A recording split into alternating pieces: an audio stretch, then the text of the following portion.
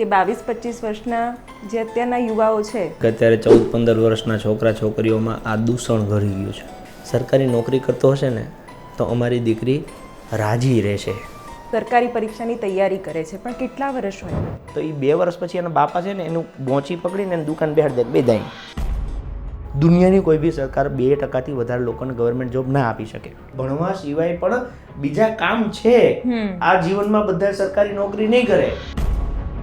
બહુ જલ્દી હિન્દુસ્તાનમાં સોનાનો સૂરજ ઉગશે અને એકદમ નિરાશાવાદી છે કે આ દેશનું કંઈ જ નહીં થાય. જે સરકારમાં બેઠા છે ને એને ખબર છે કે આ યુથ એ અમારી સૌથી મોટી વોટ બેંક છે. એ ગુજરાત ઉપર 4,90,000 કરોડ, આઈ રિપીટ, 4,90,000 કરોડનું દેવું છે. યંગસ્ટર્સ છે, મેં ખાસ જોઈએ કે એ લોકો ચેન્જની રાહ જોશે. હું એવું કહું છું કે જે વ્યક્તિ ટેક્સ ભરે છે એ વ્યક્તિના દીકરા સરકારી શાળા ભણતા કેમ નથી? સરકાર, સિસ્ટમ, એના વચ્ચેની પણ ભેદરેખા જાણવી બહુ જ જરૂરી છે. તો ગુજરાતના છોકરાઓ રમતગમતમાં આગળ વધે અને ઓલિમ્પિકમાં ભાગ લે એના માટે વર્ષે સરકાર 400 કરોડ રૂપિયાનું બજેટ ફાળવે છે. 1600 કરોડનો ખર્ચો કર્યા પછી 4 વર્ષે અહીંથી 3 છોકરા ખાલી રમવા જાય છે. સમ્રાટ સામત ગઢવી જે છે એ પણ હવે એક પક્ષ સાથે, રાજકીય પાર્ટી સાથે જોડાયેલા છે. કોઈ એજન્ડા લક્ષી વાતો થવા માંડી છે. 100%. તમારા માધ્યમથી ચોખ્ખે જ હું કહેવા માંગુ છું કે મારી જીવનની કોઈ પણ વાત હશે એ લગભગ પોલિટિકલી જ હશે. તમે પ્રશ્ન પૂછીને રાજકારણ કરો છો કેમ કે 70,000 મારા ભાગે ન આવ્યા? અચ્છા, 27ની તૈયારીઓ કંઈ કરી છે અત્યારે? હા 100%. અત્યારે તમે સરકાર વિરોધી બોલો છો, સિસ્ટમ વિરોધી બોલો છો, તો ક્યાંક યુવાઓમાં એક ડિપ્રેશન પણ આવી રહ્યું છે કે જે પણ આવશે આ જ કરવાનું છે ને. હું એમ કહું છું કે આઝાદીના 78 વર્ષ પછી તમારે એવું કેમ કહેવું પડે છે કે અમારા ગામમાં સરકારી સ્કૂલમાં શિક્ષક નથી? ગોઈતું નહીં મળે ભાજપ, જોજો જેમ કોંગ્રેસ ગયું ને હજી સુધી પાછું ઊભું નથી, એમાં ભાજપે ગોઈતું નથી મળવાનું. તો આ પીડાનું કંઈ સમાધાન હોય તો એ માત્ર ને માત્ર સરકાર બદલાવાની 100%. એના સિવાય ઓપ્શન નથી. કે જો સરકાર ફિક્સેશન ન ગાંઠતી હોય તો હું એવું કહું છું આપણે સરકારને કાઢી નાખીએ અને એવી સરકાર લાવીએ તો કે જે ફિક્સેશન દૂર કરી શકે. અચ્છા, એટલે અત્યારની સરકારમાં કંઈ સારું કામ જ નથી થઈ રહ્યું. કોઈ એક નેતાનું નામ લેવું હોય, મને તો આમાંથી 182માંથી તમે માની લો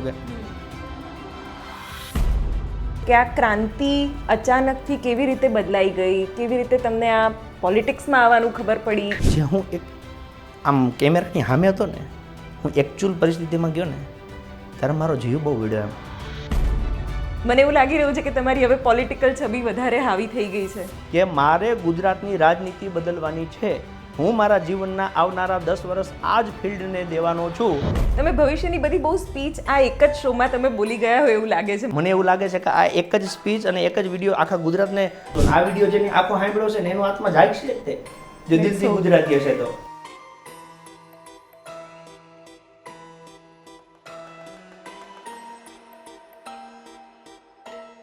આજકાલ કોઈ 22-25 વર્ષના છોકરાને તમે પૂછો કે મેજર પ્રોબ્લેમ શું છે, તો એનો સ્પોન્ટેનિયસલી જવાબ આવશે એક તો છોકરી, અને બીજો જવાબ આવશે, જો એ સામાન્ય ઘરનો હશે, ગરીબ ઘરનો હશે, તો કહેશે કે સરકારી નોકરી. હવે આ સરકારી નોકરી એટલો મોટો પ્રશ્ન બની ગયો છે, અને ખાસ કરીને ગુજરાતમાં કે જ્યાં પેપર લીક થવા કે પછી ભરતી ડીલે થવી કે ભરતી પ્રક્રિયામાં એટલો બધો વિલંબ થઈ જવો, ઓર્ડર હાથમાં આવવાના પણ એટલા બધા સાંસા પડી જાય કે જેના કારણે એ વાત તમારા માઇન્ડસેટને પણ ચેન્જ કરી નાખે છે. આજકાલ એક મુદ્દો લઈને એક એવું વ્યક્તિત્વ ગુજરાતમાં ઉભરીને આવ્યું છે, સામત ગઢવી, કે જે યુટ્યુબ પર તો વેરી ફેમસ છે અને એક મોટો ઉમેદવારોનો, પરીક્ષાર્થીઓનો વર્ગ તેમને ફોલો પણ કરે છે. સામત ગઢવી, સ્વાગત છે તમારું મારા શોમાં. આભાર બેન, આપે આમંત્રિત કર્યા બદલ.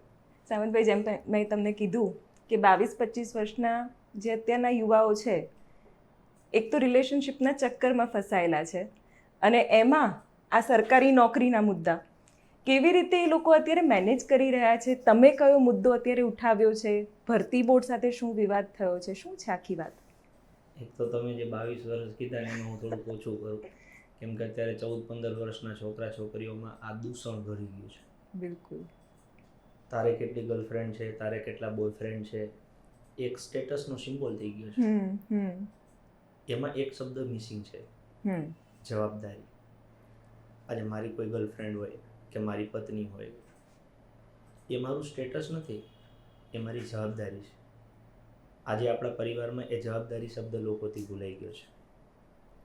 જેને દીકરી છે એ દીકરી પરણાવવાની જ્યાં ઈચ્છા છે, એ જવાબદારી જે વ્યક્તિ સરળતાથી નિભાવી શકે, એ પરિભાષામાં જો કોઈ શબ્દ બેસતો હોય ને તો એ શબ્દ છે સરકારી નોકરી. દરેક માતા પિતા કે દીકરીનો ભાઈ એવું ઈચ્છે કે જો અમારો જમાઈ સરકારી નોકરી કરતો હશે ને તો અમારી દીકરી રાજી રહેશે, સુખી રહેશે. આ સમાજની પરિભાષા કોઈ એક વર્ગ કે એક વર્ણ વ્યવસ્થામાં નથી. સમાજના 18 વર્ણમાં દરેકે દરેક જ્ઞાતિ, નાની મોટી બધામાં. મને દુઃખ એ વાતનો થાય કે પ્રાઇવેટ બિઝનેસમાં કોઈ છોકરો મહિને 50,000 લાખ રૂપિયા અથવા તો ટર્નઓવરની દ્રષ્ટિએ 1 કરોડથી વધારે પર મંથનું ટર્નઓવર હોય, એની સગાઈની વાત જ્યારે કરવામાં આવે ને ત્યારે એવું કે એ તો પ્રાઇવેટ છે.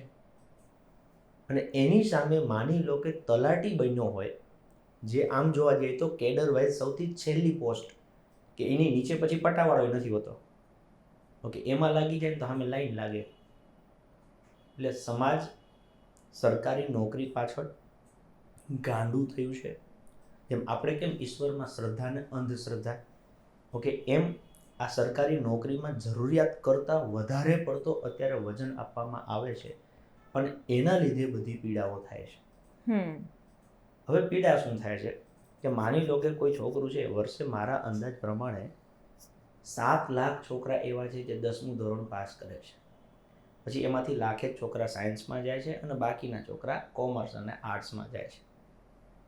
આ છોકરા 11-12 પૂરું કરે એટલે પછી કોલેજમાં આવે. તો 2 પ્રકારનો વર્ગ છે. એ છોકરાઓના માતા પિતામાં કાંક કોક સરકારી નોકરી કરે છે.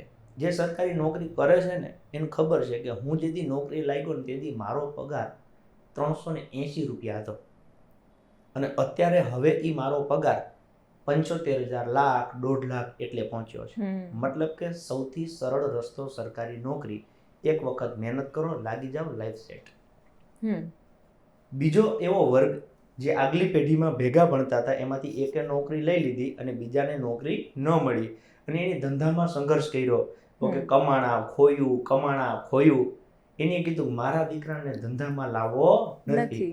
એને સુખ શેમાં જોયું? ઓલી સરકારી નોકરીમાં.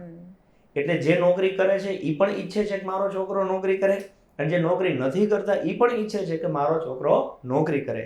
હવે જ્યારે આખો સમાજ એક જ દિશામાં જાય તો જગ્યા ઓછી છે, સામે માણસ વધારે છે, એટલે ત્યાં તમને ઘર્ષણ જોવા મળે, એટલે ત્યાં તમને સ્પર્ધા જોવા મળે. આ સ્પર્ધામાં 2 પ્રકારના લોકો હોય. એક નીતિમત્તા પ્રમાણે મહેનત કરીને અંદર આગળ વધવા માંગે છે અને બીજો ગમે તે કરીને ઘૂસવા માંગે છે. તો જ્યારે ગમે તે કરીને ઘૂસવા માંગે છે તો એ કંઈક ને કંઈક દૂષણ ઊભું કરશે. એના લીધે પેપર ફૂટે છે, પેપરમાં ચોરીઓ થાય છે, ઓકે, લોકો પૈસા આપીને સેટિંગ કરીને નોકરી લઈ લે છે અને એ બધા દૂષણોનો ભોગ બને છે મહેનતુ વિદ્યાર્થી. એટલે બંને વચ્ચે ઘર્ષણ થાય છે. એ ઘર્ષણ આપણને અવારનવાર જોવા મળે છે. સામતભાઈ, તમે એવું પણ જોયું હશે, ગુજરાતી પરિવારોમાં કોમ્પિટિટિવ એક્ઝામને લઈને કોઈ માહોલ જ નથી. મારા ઘરમાં મારા પપ્પા પોતે સરકારી કર્મચારી હતા, સેલ્સ ટેક્સમાં હતા પપ્પા, પણ મને એવું યાદ નથી કે પપ્પાએ કોઈ દિવસ મને કીધું હોય કે તું જીપીએસસીની તૈયારી કર કે તું યુપીએસસીની તૈયારી કર. હા, 12મું પાસ કર્યા પછી ચોક્કસથી એમણે મને કીધું હતું કે તું કોમ્પિટિટિવ એક્ઝામમાં અપિયર થા. પણ મેં જોયું છે મોટાભાગના પરિવારોમાં ક્યાંય કોમ્પિટિટિવ એક્ઝામની કોઈ તૈયારીઓને લઈને કદાચ ચર્ચા પણ નહીં થતી હોય, જે બહારના રાજ્યોમાં આપણે જોઈએ છીએ. પણ એવી વાત કરું ને, હા, તો ખાલી સ્પર્ધાત્મક પરીક્ષા તો કેવું છે, ગાડરિયો પ્રવાહ છે કે મારા મામાનો છોકરો લાગી ગયો એટલે આખું ગામમાં હે તૂટી પડે. ખરેખર ગુજરાતી પરિવારમાં શિક્ષણ પ્રત્યે આપણા બધા સમાજમાં કોઈ જાગૃતતા નથી. ઉદાહરણ તરીકે મને નથી સાંભળતું કે મારા 34 વર્ષના કેરિયરમાં મારા પરિવારે ભેગા બેસીને એવો નિર્ણય કર્યો હોય. આજે તો હવે ચલો હું મોટો થયો, પણ માની લો કે 20 વર્ષની મારી ઉંમર સુધીમાં મને નથી સાંભળતું કે મારા પરિવારે સાથે બેસીને ચર્ચા કરી હોય કે ભાઈ સામત 6ઠામાં ભણે છે તો એનું ભવિષ્ય શું છે, આપણે એને 7મું શું કરવા ભણાવીએ છીએ, કે 8મું 9મું 10મું ભણીને સામત ભવિષ્યમાં શું કરશે. આવું આપણા માધ્યમથી જેટલા પણ પરિવાર જોવે છે એ બધાને એક નાનકડી વિનંતી છે કે કોક દી તો 15 મિનિટ કાઢો લાવ. આપણી પાસે કોકનું છૂટું થયું હોય એના ઉપર ચર્ચા કરવા ચાલુ 20-25 વર્ષ હોય છે. 25 વર્ષ પહેલા કીધું કે આને મેં સમજાવ્યો નહોતો મહિનો તો છૂટું થયું. એ 25 વર્ષની લવરી લઈને બેઠા છો તો કોક દી 25 મિનિટ પરિવાર આટલું કાઢો ને કે ભાઈ આપણો છોકરો ધોરણ 10માં છે ઓકે તો એ 10માં સારા પર્સન્ટેજ લાવીને શું બનશે. આપણે છોકરાને કેવું સમજાવે ખબર છે, 10મું ધોરણ છે, બોર્ડ છે, મહેનત કરી લેજે, પછી તારે જલસા છે વેકેશનમાં. એટલે તમે એને લાલચ આલો છો, પ્રેરણા આલો છો. અચ્છા 10મું પાસ થઈ જાય, 11-12માં આવે એટલે શું કે હવે જિંદગીના ખાલી 2 વર્ષ છે, 2 વર્ષ સાચવી લે પછી તારે કોલેજમાં જલસા છે. એ 12મા ધોરણમાં પાસ થાય, કેપેસિટી પ્રમાણે કોક એને બાઇક લઈ દે, કોક એને ગાડી લઈ દે, કોક મોબાઈલ લઈ દે, જેવી પરિવારની કેપેસિટી. અને પછી શું કે ખબર છે, જલસા કરો. એ 4 વર્ષ ઓલો ઉખલો હાંડ જેમ રખડતો હોય ને એમ છોકરો જલસા કરે. અને પછી શું કે ખબર છે, હવે તારા કેરિયરનું શું છે. જે છોકરું 5 વર્ષ પછી ભણવા ગયું, 12 વર્ષ એ 12 ને 5 17 ને 4 આ બીજા 21-22 વર્ષ પછી તમે એમ પૂછો છો કે હવે તારા કેરિયરનું શું. એટલે છોકરું સ્પર્ધાત્મક પરીક્ષામાં આવે છે, જિંદગીના 5, 7, 8, 10 વર્ષ બાપાની કેપેસિટીની ક્ષમતા પ્રમાણે બગાડે છે અને છેલ્લે પછી એ કરે છે જે એને ખરેખર 18 વર્ષનો હતો ને ત્યારે કરવાનું હતું. એટલે આખા યુથની જિંદગીનો જે ક્રીમ ટાઈમ છે ને એ એમને વાહિયાતમાં હોય, વિઝન જ નથી કોઈ ટાઈમ. સામંતભાઈ, મેં બીજી એક વસ્તુ એ પણ જોઈ છે કે દીકરો શું કરે છે, સરકારી પરીક્ષાની તૈયારી કરે છે, પણ કેટલા વર્ષ હોય, 6 વર્ષ 7 વર્ષ પછી ત્યાં સુધી તો કદાચ એનામાં જે એક એન્ટરપ્રેન્યોરલ સ્કિલ્સ પણ ડેવલપ થવી જોઈએ એ સમય પણ એણે બગાડી નાખ્યો છે. પણ આટલો બધો સમય કેમ યુવાઓ લઈ રહ્યા છે એ ખબર નથી પડતી. સરકારે વચ્ચે છે ને 2015માં મને યાદ છે એક મસ્ત આયોજન બનાવ્યું હતું કે સ્પર્ધાત્મક પરીક્ષામાં કોઈ સમય નક્કી નથી હોતો. એની પાછળના 2 પાસા છે. એક તો પરીક્ષાનું કોઈ ભરતી કેલેન્ડર નથી હોતું. માની લો કે PSI ની પરીક્ષા 2017માં આવી તો છે 2022માં આવી, તો 17માં કદાચ કોઈ થોડા ઘણા માર્ક્સ માટે રહી ગયો હોય એટલે એને હવે 5 વર્ષે પાછું આવ્યું. હવે માની લો કે એને શું કરવું, મૂકી દેવું કે ચાલુ રાખવું. એટલે સરકારને કોણે વિચાર આપ્યો મને નથી ખબર, પણ વિચાર ખૂબ સારો હતો કે આપણે કોઈ પણ છોકરો સ્પર્ધાત્મક પરીક્ષામાં આવે ને એની પહેલા એની એક પ્રી એલિમિનેશન ટેસ્ટ લેવાની, જેને પ્રીત એવું નામ આપેલું. એટલે માની લો કે પ્રીત વર્ષમાં 2 વખત લેવાની. મેં નક્કી કર્યું મારે સરકારી નોકરી કરવી છે તો મારે કોઈ પણ જગ્યાએ ફોર્મ ભરતા પહેલા મારે એક પરીક્ષા પાસ કરવાની, જે બધા ગુજરાતના વિદ્યાર્થી માટે કોમન. જો હું એ પરીક્ષા પાસ થઉં તો મારે ફોર્મ ભરવાની લાયબિલિટી મારી આવે, લાયકાત. બાકી હું એને લાયક નથી.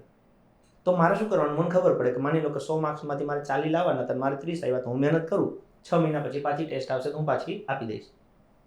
પણ એક ખબર નહીં માથે ચડાવી દીધું, 15નું 25 આવ્યું, હજી સુધી આવ્યું નથી. આવું કેમ જરૂરી હતું? માની લો તમારે કોન્સ્ટેબલ બનવું છે તો એમાં તમારે ગણિત કરવાનું, રિઝનિંગ કરવાનું, ઇતિહાસ, ભૂગોળ, બંધારણ. તમારે તલાટી બનવું છે આનું આજ, તમારે ક્લર્ક બનવું છે આનું આજ. તો એના કરતાં એક જ ફોર્મેટ ફિક્સ રાખીને પરીક્ષા લઈ લો. માની લો કે તમારે 4000 તલાટી જોઈએ છે તો એના તમે 15 ગણા 20 ગણા એટલા લોકો જે પ્રીત પાસ થયા હોય એની ફરીથી બીજી એક્ઝામ લઈ લો. બરાબર છે. તો સરકારને સારા કર્મચારી મળશે જેનો એપ્ટિટ્યુડ અને એટીટ્યુડ બંને છે. હા, કે આ છોકરો કોઈ પણ પરીક્ષા માટે લાયક છે. બીજું, જે છોકરો માની લો કે એક વખત પરીક્ષા આપી નાપાસ થયો, બીજી વખત નાપાસ થયો, ત્રીજી વખત નાપાસ થયો, ચોથી વખત નાપાસ થયો, 2 વર્ષમાં એની 4 વખત એક્ઝામ આપી, 4 વખતમાં એને 20 થી વધારે માર્ક્સ ન આવ્યા, આવું હું દાવા સાથે કહું છું કે ગુજરાતમાં 10 લાખ ફોર્મ ભરશે તેમાંથી 6 લાખ તો નીકળી જ જાય. તો એ 2 વર્ષ પછી એના બાપા છે ને એનું ગોંચી પકડીને એની દુકાન બેહાડ દે, બે જાય. ઓલું ફિલ્ડ તારા માટે કામનું નથી. દુકાન હોય તો ને, હવે દુકાન ના હોય, કોઈ બેઝ ના હોય તો શું કરવું? પ્રશ્ન એક તો નક્કી થયું કે સરકારી નોકરીના દરવાજા તમારા માટે બંધ, હાલો બીજો રસ્તો ગોતો. હવે સરકારને હું એક બીજું સજેશન મારું કે માની લો કે ચલો તમારાથી સરકારી નોકરી, આ સરકારની દુનિયાની કોઈ બી સરકાર 2% થી વધારે લોકોને ગવર્મેન્ટ જોબ ના આપી શકે. તો 100 માંથી 2% તમે નોકરી આપી, બાકી 98 છે એને તમારે પાકિસ્તાન કે બાંગ્લાદેશ તો મોકલવા જ નથી. એ નાગરિક તો આપણા દેશના જ છે, એની વ્યવસ્થા તો આપણે જ કરવાની. તો શું વ્યવસ્થા થઈ શકે? સરકાર બહુ મોટા વિશ્વાસ સાથે એક વસ્તુ લાવી હતી, સ્કિલ ડેવલપમેન્ટ. આજે માની લો કે આપણે અહીંયા ઘણી સુશોભનની વસ્તુ છે, આ બધી સૌથી પ્રોફિટવાળી વસ્તુ છે. 30 રૂપિયાની વસ્તુ તૈયાર થાય ને એ ઓછામાં ઓછી 150 થી 200 રૂપિયામાં વેચાય આરામથી. આ બધી વસ્તુ હેન્ડીક્રાફ્ટની જેટલી વસ્તુ છે. અચ્છા, હું ગમે એટલી કોશિશ કરું, ભણું, તૈયાર થવું, અને હું માની લો કે મારું સલૂન ઓપન કરું કે હું માટલા બનાવું, એ કુંભારના દીકરા જેવો માટલો તો હું નહીં જ બનાવી શકું, કેમ કે એને એક ગળથુથીમાં આવ્યું છે. તો જે વારસાગત વ્યવસાયો છે આપણા સમાજના, સુથારી કામ, લુહારી કામ, એમાં અત્યારે આ ભણેલો છોકરો ટેકનોલોજી લાવે અને પોતાનું સ્ટાર્ટઅપ ખોલે. બેન, લોકો એવું કહેશે કે અમારી પાસે કમાવાના કોઈ ઓપ્શન નથી. મારી પાસે 35 આઈડેન્ટિફાઈ કરેલા એવા નાના નાના બિઝનેસ છે જેમાં તમારે 5,000 થી લઈને 50,000 સુધીનું રોકાણ કરવાનું છે અને મહિને 30,000 થી તમે 2.5 લાખ રૂપિયા સુધી કમાઈ શકો. તમારી ચેનલ પર એ મૂકો છો તમે? હવે બસ મારે એ જ ધીમે ધીમે એ જ વસ્તુ ઉપર મારે ગતિ કરવી છે કે ભણવા સિવાય પણ બીજા કામ છે. આ જીવનમાં બધા સરકારી નોકરી નહીં કરે. સરકારી નોકરી તો સરકારની વ્યવસ્થાનો ભાગ છે, એમાં જે ફિટ થાય એ થાય અને બાકીના બીજો વ્યવસાય ઊભો કરે. તો હવે મારું આગળનું લક્ષ્ય એ છે, અત્યાર સુધી મેં મારા જીવનના 10 વર્ષ એ લોકો માટે આપ્યા કે જેને સરકારનો ભાગ બનવું છે. કેમ કે મેં એવું જે તે સમયે નક્કી કરેલું આ ફિલ્ડમાં આવ્યો ત્યારે કે મારે આમાં 10,000 છોકરાઓને મદદરૂપ થવું છે. મારો એ ટાર્ગેટ પૂરો થયો. હવે મેં આવનારા 10 વર્ષ માટે એક નવો ટાર્ગેટ ડેવલપ કર્યો છે કે મારે એ તમામ લોકોને મદદ કરવી છે કે જે જીવનમાં ભણેલા નથી તો એનો રંજ એ નથી. કેમ કે ધીરુભાઈ અંબાણી મારા ખ્યાલથી ભણેલા નહોતા એટલા બધા, પણ રિલાયન્સ ઊભું કર્યું ને. તો એ જે વિઝન આપણા બાળકોમાં ક્યાંક મિસિંગ છે, એ વિઝન ઊભું કરવું છે અને એ વિઝન ઊભું કરવા માટે ધીમે ધીમે પ્રયત્નો શરૂ કર્યા. તો હવે સામત ગઢવીને યુવાઓ બિઝનેસ કોચ તરીકે જોતા થશે કે શું? હા, એક પોતાના ભાઈ તરીકે, એક પોતાના વેલ વિશર તરીકે. મને એવું ખબર છે બેન, હું ગાંધીનગરમાં આવ્યો અને 2002માં ત્યારે મારી ઉંમર 11 વર્ષની હતી. મારા પપ્પાના મિત્રના દીકરા જે ડૉક્ટર છે, ડૉક્ટર પીવી કંડોરિયા સાહેબ, એ મને પહેલી વખત ગાંધીનગર મૂકી ગયા. તો એ મને અહીંયા મૂકી ગયા, હું ટકી રહ્યો, મેં મહેનત કરી અને આજે ઈશ્વરની કૃપાથી ગુજરાતનું યુવાધન મને પોતાના એક આદર્શ ભાઈ તરીકે માને છે. પણ એ આદર્શ ભાઈ હું ત્યારે બન્યો કે જ્યારે પીવી કંડોરિયા સાહેબ મને અહીંયા મૂકી ગયા. તો જો એક પીવી કંડોરિયા સાહેબ સામત ગઢવીને મૂકી ગયા અને સામત ગઢવી આટલો ડેવલપ થયો તો સામત ગઢવીની ફરજમાં આવે છે કે એને બીજા આવા હજારો ભાઈઓને મદદ કરવી જોઈએ. તો એ મારું નસીબ છે કે મને આ અવસર મળ્યો છે. બીજું બેન, હું એવું માનું કે ઈશ્વરે આપણને 84 લાખ યોનિમાંથી માણસ બનાવ્યા. નક્કી મને મકડો બનાવી શકતા હતા, કુવામાં દેડકો બનાવી શકતા હતા, ઘણું બધું બનાવી શકતા હતા, ઘોડો, હાથી, આખલો બનાવી શકતા હતા, પણ માણસ જ કેમ? અચ્છા, માણસ બનાવ્યા પછી માની લો કે ઈશ્વરની કૃપાથી મારે અત્યારે બધું સારું છે, મારો પરિવાર ખૂબ સુખી સંપન્ન છે, આર્થિક રીતે મને કાંઈ તકલીફ નથી, સોશિયલી મારું સ્ટેટસ વ્યવસ્થિત છે, કોઈ ઉપાધિ નથી, છતાંય કેમ પીડા લઉં છું? ઓકે, માની લો કે આ દેશમાં મને બહુ તકલીફ લાગતી હોય તો હું અહીંથી બહાર જઈ શકું છું, મારી પાસે વ્યવસ્થા છે, હું વિદેશ જઈ જાઉં, મારા 2 છોકરાને લઈને જતો રહું, જેનું જે થવું એ થાય. જે અત્યારે જાય છે 18 લાખ લોકો દર વર્ષે દેશ મૂકીને જાય છે. તમે તો ભણેલા છો, તમને ખબર છે કે આપણે દેશ મૂકીને બીજા દેશમાં જવું હોય તો એના માટે આર્થિક રીતે સક્ષમ હોવા જોઈએ કે ના હોવા જોઈએ? બિલકુલ. એટલે ગરીબ તો નથી જતા. બીજું કે મંદ બુદ્ધિ ના જાય કે બુદ્ધિશાળી જાય? બુદ્ધિશાળી જ જશે. તો દેશમાંથી 2 વસ્તુ ઓછી થાય છે, એક ધને ઓછું થાય છે અને એક બુદ્ધિનું ધને ઓછું થાય છે. જે પીડાનો વિષય છે. બુદ્ધિશાળી લોકો કદાચ બહુ આગળનું વિચારી લેતા હોય છે. બુદ્ધિશાળી લોકો 2 પ્રકારના છે. અત્યારે એક એવું વિચારી રહ્યા છે કે બહુ જલ્દી હિન્દુસ્તાનમાં સોનાનો સૂરજ ઉગશે અને એક એકદમ નિરાશાવાદી છે કે આ દેશનું કંઈ જ નહીં થાય. કેવી રીતે તમે આ બદલાયેલા માઇન્ડસેટને કે સિનારીઓને જુઓ છો? જો જે લોકોના મનમાં એવું હોય ને કે આ દેશમાં કાંઈ ના થઈ શકે તો એ થોડું ભૂલ ભરેલું છે. તમને ખબર હોય તો આપણે ઇતિહાસમાં એવું વાંચતા હતા કે ભાઈ સતી પ્રથા હતી, દીકરીને દૂધ પીતી કરવાનો રિવાજ હતો, આવું આપણે સાંભળેલા. દીકરી જન્મે એટલે દૂધમાં ડબોળીને માર નાખતા. રાજા રામમોહન નામનો એક વ્યક્તિ એ કહે છે નહીં, આ ખોટું છે, આવું ન હોવું જોઈએ. એ માણસે સંઘર્ષ કર્યો, પેઢીઓથી જે ચાલતી હતી પરંપરા એનો એક માણસે વિરોધ કર્યો અને કાયદાનું સ્વરૂપ આપ્યું. આજે તમે તમારા આટલા વર્ષના કેરિયરમાં ક્યાંય સાંભળ્યું કે કોઈ સતી, ક્યાંય સાંભળ્યું કે દીકરીની દૂધ પીતી કરી? તો મતલબ કે બદલાવ એ સમાજનો નિયમ છે અને પરિવર્તન છે ને એ તો સમાજમાં સમય સમય આવતો રહેતો હોય છે. અત્યારે ક્યાંક આપણા દેશમાં, રાજ્યમાં, પરિવારોમાં અમુક દૂષણો આવ્યા છે, પણ એનો મતલબ એવો નથી કે એને સુધારવાનો કોઈ ઓપ્શન જ નથી. અહીંયા બેઠેલા દુનિયાના કોઈ પણ વ્યક્તિને તમે પૂછો કે ભાઈ પીડા છે તો કે હા, બદલાવ કરીશું તો એ ના નહીં પાડે, એ કહેશે હા. પણ ખાલી તકલીફ શું છે ખબર છે? કોક કરે ને તો લીડર જોઈએ છે. હા. અને ગુજરાતમાં સૌથી મોટી કમનસીબી એ છે કે આપણું યુથ જે છે ને એની લીડરશિપ નથી. આજે યુવાનોમાં કોઈ એવો ચહેરો નથી જે યુવાનોની પીડાને લઈ અને એની રજૂઆત ક્યાંક કરાવે અને એનું સમાધાન કરાવે. ગુજરાતમાં તો હું બહુ મોટો બિલકુલ ગેપ નથી. જોઉં છું. તમે જો ઉત્તર પ્રદેશમાં હમ. કરો એક પેપર ફોડો જોઈએ, ચાલો રેલવેના પાટાએ તમને ગોઈતા ન જોડે. હમ. તમે જાઓ દિલ્હી બાજુ, તમે જાઓ બિહારમાં, ઉત્તર પ્રદેશમાં, અરે રાજસ્થાનમાં જાઓ. એમનું સ્ટેન્ડ છે. નહીં, એમનું સ્ટેન્ડ કરતા વધારે છે કે જે સરકારમાં બેઠા છે ને એને ખબર છે કે આ યુથ એ અમારી સૌથી મોટી વોટ બેંક છે.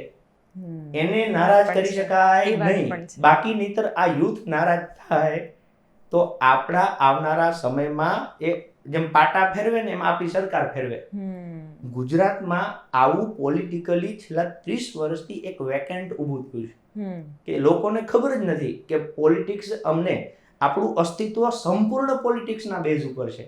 એટલે યુવાઓ આ બધી તકલીફોમાં પીડાય છે. હમ. અત્યારે તમે જુઓ, કોઈ પણ યુવાન હોય, યુવાન તો હાલો મોટી વાત છે, છોકરું જન્મે ને 6 મહિનાનું થાય ને એને મોબાઈલ જોઈએ છે. હમ. એ ખાતું ન હોય ને તમે મોબાઈલ દઈ દો, ચૂપચાપ ખાઈ લે. એ રડતું હોય ને તમે મોબાઈલ દઈ દો, એ શાણો થઈ જશે. મતલબ every problem one solution, okay ખાલી એક મોબાઈલ આપી દો. હમ. એ જ યુવાનો ધીમે ધીમે મોટા થયા. સોશિયલ મીડિયાનો આપણે વિરોધ નથી કરતા, પણ હું એવું કહું છું કે સોશિયલ મીડિયાનો ઉપયોગ કરીને સામત ગઢવી રોજના લાખ રૂપિયા કમાઈ શકતો હોય તો આ ગુજરાતના યુવાનો રોજના 1000 કેમ ન કમાઈ શકે? પણ એક જ દિશામાં સ્ટક થઈ જાય છે. સામત ગઢવીને એક દિશા મળી. હા. હું ઈચ્છું છું કે મારા દરેક ગુજરાતી દીકરા દીકરી ભાઈ બહેનને એક દિશા મળે કે સોશિયલ મીડિયા આપણું સ્ટેટસ, હું ઘણી વખતે કટાક્ષમાં કહેતો હોઉં છું હમ. કે માની લો કે તમે કોઈ મર્સિડીઝની સાથે ફોટો પડાવો છો અને એને તમે સ્ટેટસમાં મૂકો છો, તો એ સ્ટેટસ કોણ જોશે? તો મારા ખ્યાલ પ્રમાણે વોટ્સઅપમાં એવું છે કે મારો નંબર તમારી પાસે સેવ હોય, તમારો નંબર મારી પાસે સેવ હોય, તો હું સ્ટેટસમાં મૂકું હમ. અને એ તમને દેખાય. હમ. તો તમે મર્સિડીઝમાં તમારો ફોટો સ્ટેટસમાં મૂકો અને 15 જણા લાઈક કરે ને તમે રાજી થાવ. હમ. હું એ કહું છું કે એ 15 જણાને તમારી છઠ્ઠી ખબર નથી હમ. કે આ મર્સિડીઝને તમારે આ જન્મમાં ભેડું થાય એવું જ નથી. હમ. છતાંય તમે એ ખોટા રાજી કેમ થાવ છો? એને ખબર છે જે લાઈક કરે છે કે આની પાસે સાયકલના ઠેકાણા નથી, મર્સિડીઝ દૂરની વાત છે, પણ છતાં એ લાઈક કરે છે અને હું રાજી થાઉં છું, મને 15 લાઈક મળી. એટલે આના માટે માણસ તરીકે જન્માય છે. હું એવું કહું છું, કામ એવું કરો, સંઘર્ષ એવું કરો, 5 વર્ષ 10 વર્ષ જિંદગીના ઝોંકી દો, પણ પછી જ્યારે 11મા વર્ષે બહાર આવો ને ત્યારે સામે તમારો આખો સમાજ બેઠો હોય ને, એ સમાજને અંદરથી ગૌરવ થવું જોઈએ કે વાહ, તો કે અમારા સમાજમાં આવો દીકરો થયો, અમને એ વાતનું ગૌરવ છે. એવું તમે સરકારી નોકરીમાં અધિકારી બનો તો ગૌરવ છે, તમે ઉદ્યોગ સ્થાપિત કરો ને 500 લોકોને નોકરી આપો એનો ગૌરવ છે. પણ તમારે મલ્ટિપલ ઓપ્શન્સ તમારે એક્સપ્લોર કરવા પડે. સામંતભાઈ, ફરીથી સ્પર્ધાત્મક પરીક્ષાઓ, યુવાઓના માઇન્ડસેટ પર આવીએ. આપણા જે યંગસ્ટર્સ છે, મેં ખાસ જોઈએ, છોકરો હોય કે છોકરી હોય, મેં ખાસ એમની વાતો પરથી મેં એવું સમજ્યું છે કે એ લોકો ચેન્જની રાહ જોશે કે આ અધિકારી આવી જાય ને તો બધું સરસ થઈ જશે, મિનિસ્ટ્રી બદલાઈ જાય ને તો કંઈક સારું થશે.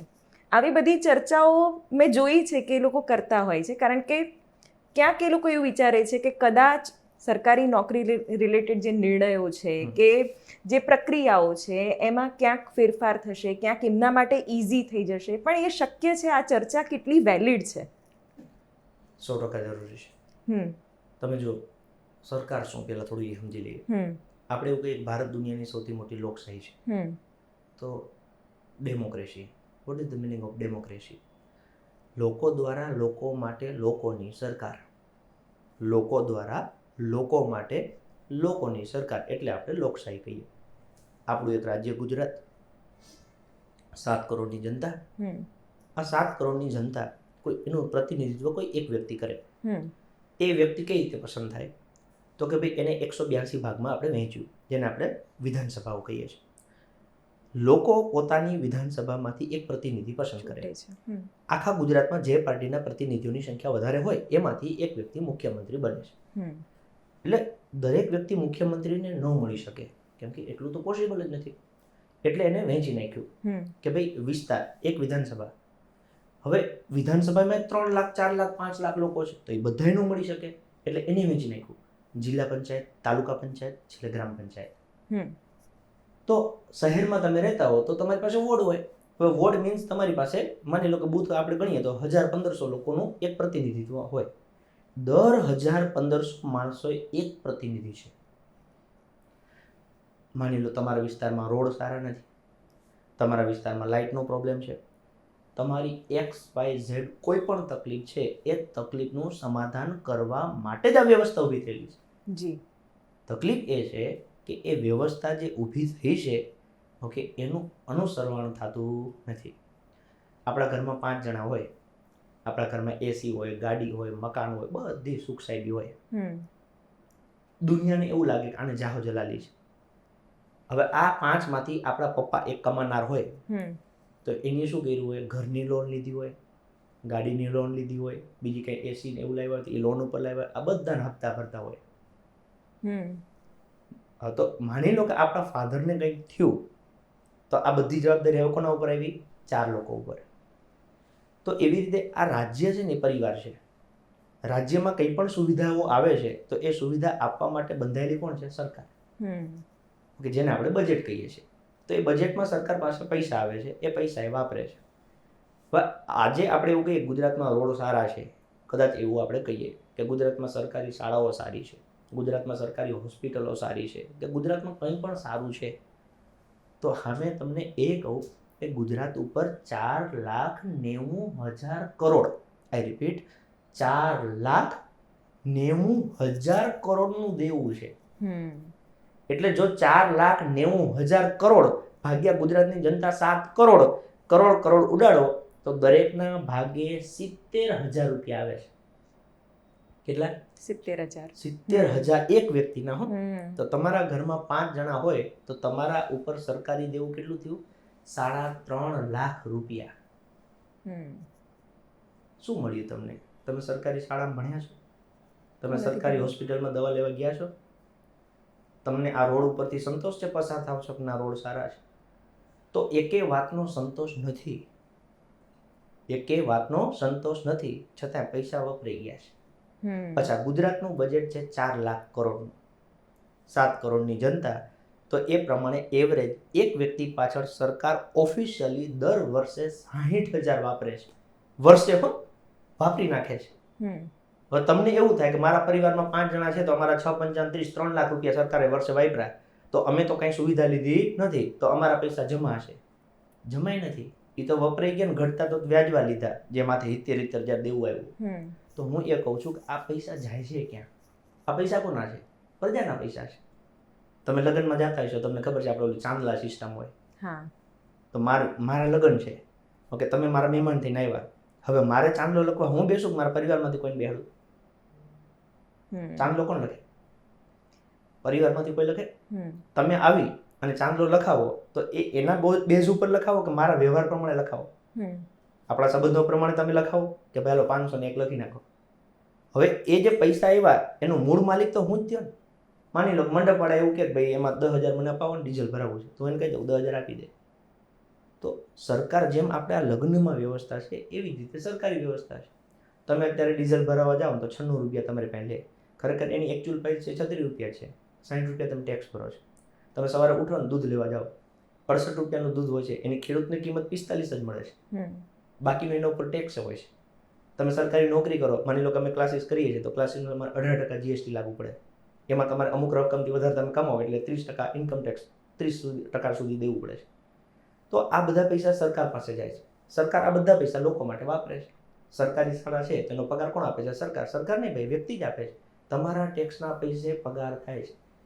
હું એવું કહું છું કે જે વ્યક્તિ ટેક્સ ભરે છે એ વ્યક્તિના દીકરા સરકારી શાળામાં ભણતા કેમ નથી? જે વ્યક્તિ તમને પૈસા આપે છે એના આધારે તમે ડોક્ટર મૂકો છો, એ દવાખાનામાં એ વ્યક્તિ પોતે કેમ નથી આવતો?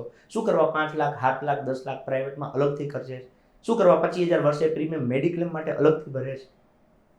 સરકાર આટલા વર્ષો પછી લોકોને એ વિશ્વાસ નથી અપાઈ શકી કે અમે સારી વ્યવસ્થા કરી છે. નહીંતર હું શું કરવા બોલું? તમે લોકોને પૂછો કે છેલ્લે ક્યારે તમે સરકારી શાળામાં ગયા હતા? છેલ્લે ક્યારે તમે સરકારી હોસ્પિટલમાં ગયા હતા? સરકારી એટલે કોઈનું નથી, આ દરેક ગુજરાતીનું છે. બસ એ વિશ્વાસ નથી ને, ઓકે, એની અસર આ સિસ્ટમ ઉપર થાય છે. બિલકુલ.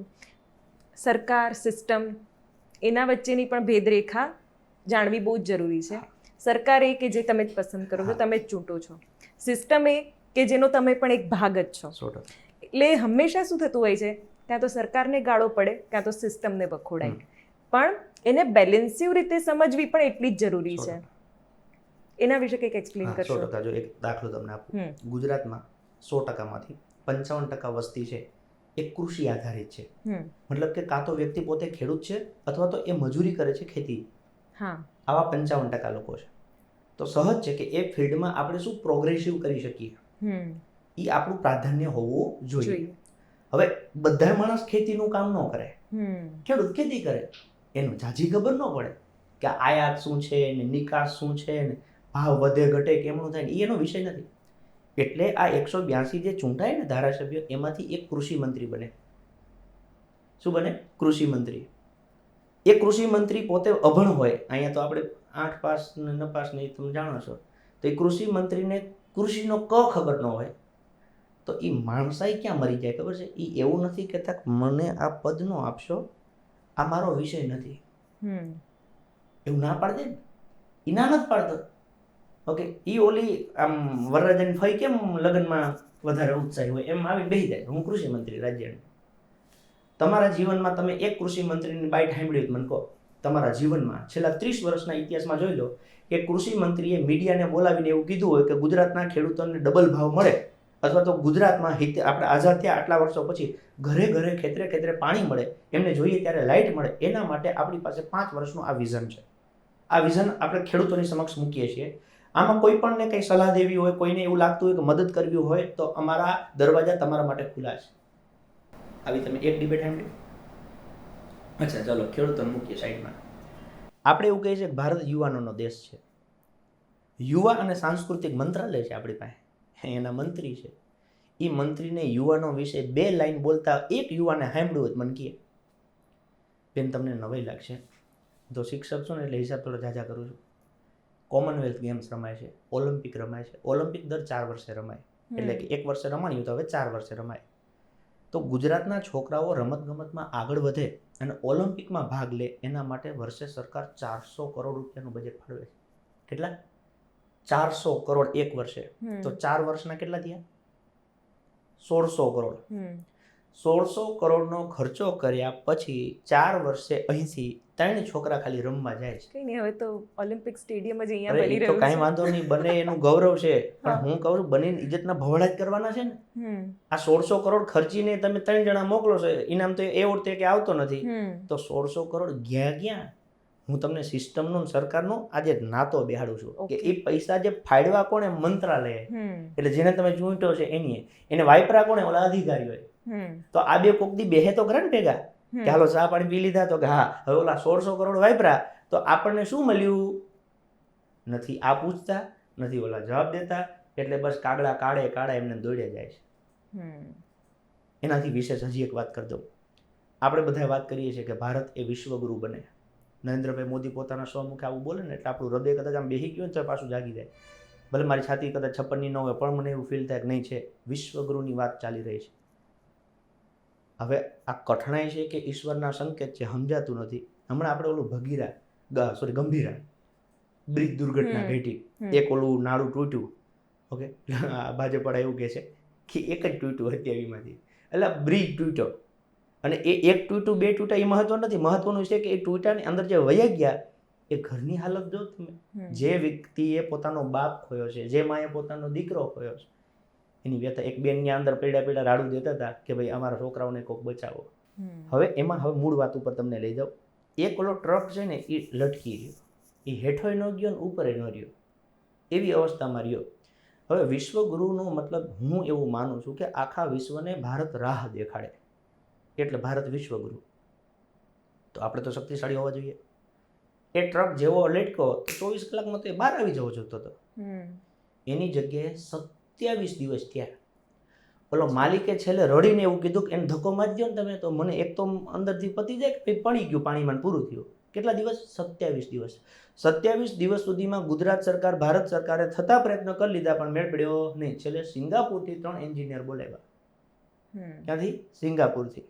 અને એ ટ્રકને ભારી બહુમત, મતલબ કે આમ જંગી મહેનત કરીને બહાર કાઢ્યો.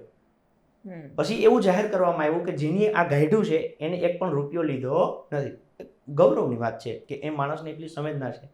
પણ ખરેખર એવું હતું કે એ ગાઢવા પાછળ મેં એવું સાંભળ્યું છે કરોડો રૂપિયાનો ખર્ચો થયેલો. કેટલા કરોડો. એ ખર્ચો કર્યા પછી ખબર પડી કે ઓરિજિનલ આ નવું કદાચ ટ્રક લીધું હોત ને તો એ 21 લાખમાં નવું આવી જાય. એટલે કદાચ એને ધક્કો મારીને ઓલે નવું દઈ દીધું હોત ને તો મેટર પતી જાય. એની જગ્યાએ 27 દિવસ રાહ જોઈ, કરોડો રૂપિયાનો ખર્ચો કર્યો ને એ ટ્રકને પાછી સિંગાપુરના એન્જિનિયરે કાઢી. ને આમાં તમે દુનિયાને એવું કહો છો કે અમે વિશ્વગુરુ. હવે આ બે પાસા કઈ બાજુ સેટ થાય? જો તમે વિશ્વગુરુ હોય તો 24 કલાક ન થવા જોતા. તો આ બધા ખર્ચા ક્યાં થાય છે, કેવી રીતે થાય છે, એની થાય પણ છે. ઘણી બધી પ્રોસેસ છે હા. જાણવાની. હા. આમાં કેવું હોય કે જે લોકો કમાતા હોય ને એ લોકો પોતાની અમુક રાશિ દાનમાં આપતા હોય. જેમ કે છેલ્લા વર્ષે ગુજરાતમાં લોકોએ 404 કરોડનું દાન કર્યું પોલિટિકલ પાર્ટીને. કેટલા? 404 કરોડ. એમાંથી 402 કરોડ ખાલી એક જ પાર્ટીને આપ્યા, ભાજપને. ઓફિશિયલી આંકડા બોલું છું, ન્યૂઝપેપરના. આમ આદમી પાર્ટીને 1 કરોડ મળ્યો અને 1 કરોડ કોંગ્રેસને મળ્યો. હવે તમને શું લાગે, લોકોને જો ખરેખર દાન જ દેવું હોય તો એને તો પાર્ટી ત્રણે હરખી હોય કે ભાઈ આ તો લોકો માટે કામ કરે છે, બધી પાર્ટી હરખી છે, બધાને હરખા. આવડો ભેદભાવ, એક બાજુ 1 કરોડ ને એક બાજુ 402 કરોડ વહીવટ થાય છે. સીધું સેટિંગ હોય છે. જે કામ માની લો કે 100 રૂપિયાનું હોય એમાં 60 રૂપિયા ખાઈ જાય છે અને કામના તો ચાલી નથી થતા. તમે વિચારો, આમ બધી જ રીતે આપણે જોવા જઈએ રોડની દ્રષ્ટિએ ભારત અમેરિકા પછી વિશ્વમાં બીજા નંબરનો રોડ ધરાવે છે લંબાઈમાં. કે આપણી પાસે આવડા લાંબા રોડ છે. પણ હું કહું છું હારા છે. લાંબામાં આપણે તરત કહીએ છીએ બીજા નંબરના અમારા છે, પણ હારામાં તો હોમાંય નથી આવતા. તો રોડ દુનિયા આખી બને છે ના ડામરના. તો દુનિયામાં હારા રોડની ગુણવત્તા લેખે જો લિસ્ટ કરીએ તો ભારત 100 નંબરમાં પૂગી જાય છે. તો 100 નંબરવાળા ડામરના બનાવે છે, પહેલા નંબરવાળા ડામરના બનાવે છે. તો એના રોડ કેમ નથી તૂટતા? આપણે શું કે આપણે વરસાદ બહુ પડે. આપણે તો વર્ષે 4 મહિના વરસાદ પડે. તમે ન્યુઝીલેન્ડમાં જુઓ ને તો લગભગ 12 મહિના વરસાદ જ હોય છે. તો ત્યાં રોડ તો ડામરના હોય છે, પણ તમને એક સિંગલ ખાડો ન મળે. આપણે કેમ કે ત્યાંના નેતા ખાતા નથી. આપણા નેતા છે ને રોડનો ડામર ખાઈ જાય છે. કે 60 કરોડ હોય તો એમાંથી અડધો ભાગ 36 કરોડ તો ખાઈ જાય ત્યારે તો રોડ પાસ થાય. પણ સામતભાઈ, અત્યારે તો દેશ લઈ લો કે ગુજરાત લઈ લો, લોકો એક જ વિકલ્પને જોઈ રહ્યા છે કારણ કે સક્ષમ છે બધી જ રીતે, આપણે બંને જાણીએ છીએ. પણ તમે પણ હવે એક પોલિટિકલ પાર્ટી સાથે આવ્યા છો, એક સ્ટુડન્ટના મસીહા તરીકે, અથવા સમ્રાટ સામત ગઢવી જે છે એ પણ હવે એક પક્ષ સાથે, રાજકીય પાર્ટી સાથે જોડાયેલા છે. ક્યાંક એવું પણ થયું હશે કે જે યુવાઓ તમારા પર એક પ્યોર ઇમેજ તરીકે જોતા હશે, તમને સાંભળતા હશે, તો એને પણ હવે એવું લાગશે કે કોઈ એજન્ડાલક્ષી વાતો થવા માંડી છે. 100% પ્યોર. અને હું તમારા માધ્યમથી ચોખ્ખે ચોખ્ખું કહેવા માગું છું કે મારી જીવનની કોઈ પણ વાત હશે એ લગભગ પોલિટિકલી જ હશે. હું ક્યારે કોઈના ઉપર થોંપતો નથી કે હું કહું એટલે તમારે સ્વીકારી લેવાનું. હું એવું કહું છું કે મને આવો વિચાર આવે છે. આજે હું એવું કહું છું કે ભાઈ ગુજરાત ઉપર 4,90,000 કરોડનું દેવું કેમ થયું? તમે એવું શું કરી દીધું કે જેથી કરીને દેવું થયું? મારો પ્રશ્ન છે. તો ગુજરાતની જનતા દરેકનો પ્રશ્ન છે. હવે તમને એમ થાય તમે પ્રશ્ન પૂછીને રાજકારણ કરો છો, કેમ કે 70,000 મારા ભાગે ન આવ્યા? તો આજે મને કોઈ કેવું કે લાય 70,000 રૂપિયા, તો હું પૂછું તો કરું ને કે છે ના ભાઈ, તો મારા એક ઉપર નથી આવ્યા. ગુજરાતની 7 કરોડ વસ્તી જેટલી છે, તમારા ઘરે 1 મહિનાનો દીકરો છે તો એના ઉપર આવ્યા છે. તો હું પૂછું છું, તમે પૂછો. અને કોને પૂછવાનું? જેને દેવું વધાર્યું હોય એને જ પૂછવાનું. તો દેવું 30 વર્ષથી ભાજપ સરકાર છે, તો હું ભાજપને જ પૂછું છું. અને હું કેમ પૂછું છું? તો ભાજપનું કોઈ પૂછતું નથી. સામત ગઢવી સિંગલ શબ્દ નહીં બોલે, અને પ્રજાની જે પીડા છે એ ભાજપવાળા બોલે. અચ્છા, 27ની તૈયારીઓ કંઈ કરી છે અત્યારે? હા 100%. 27ની ફૂલ ફ્લેશ તૈયારીઓ કરવાની છે અને ગુજરાતના એક એક વ્યક્તિને જગાડવાના છે. તકલીફ ક્યાં થાય છે કે ગુજરાતના લોકોને પોતાના મતની તાકાત ખબર નથી. લોકોને એમ છે કે ચૂંટણી શું છે? અરે ચૂંટણી દુનિયાનું સૌથી મોટું લોકશાહીનું પર્વ છે. આજે ગણેશ ચતુર્થી હોય તો આપણે કેમ આખું ઘર સજ્જ તૈયાર થઈને જઈએ છીએ.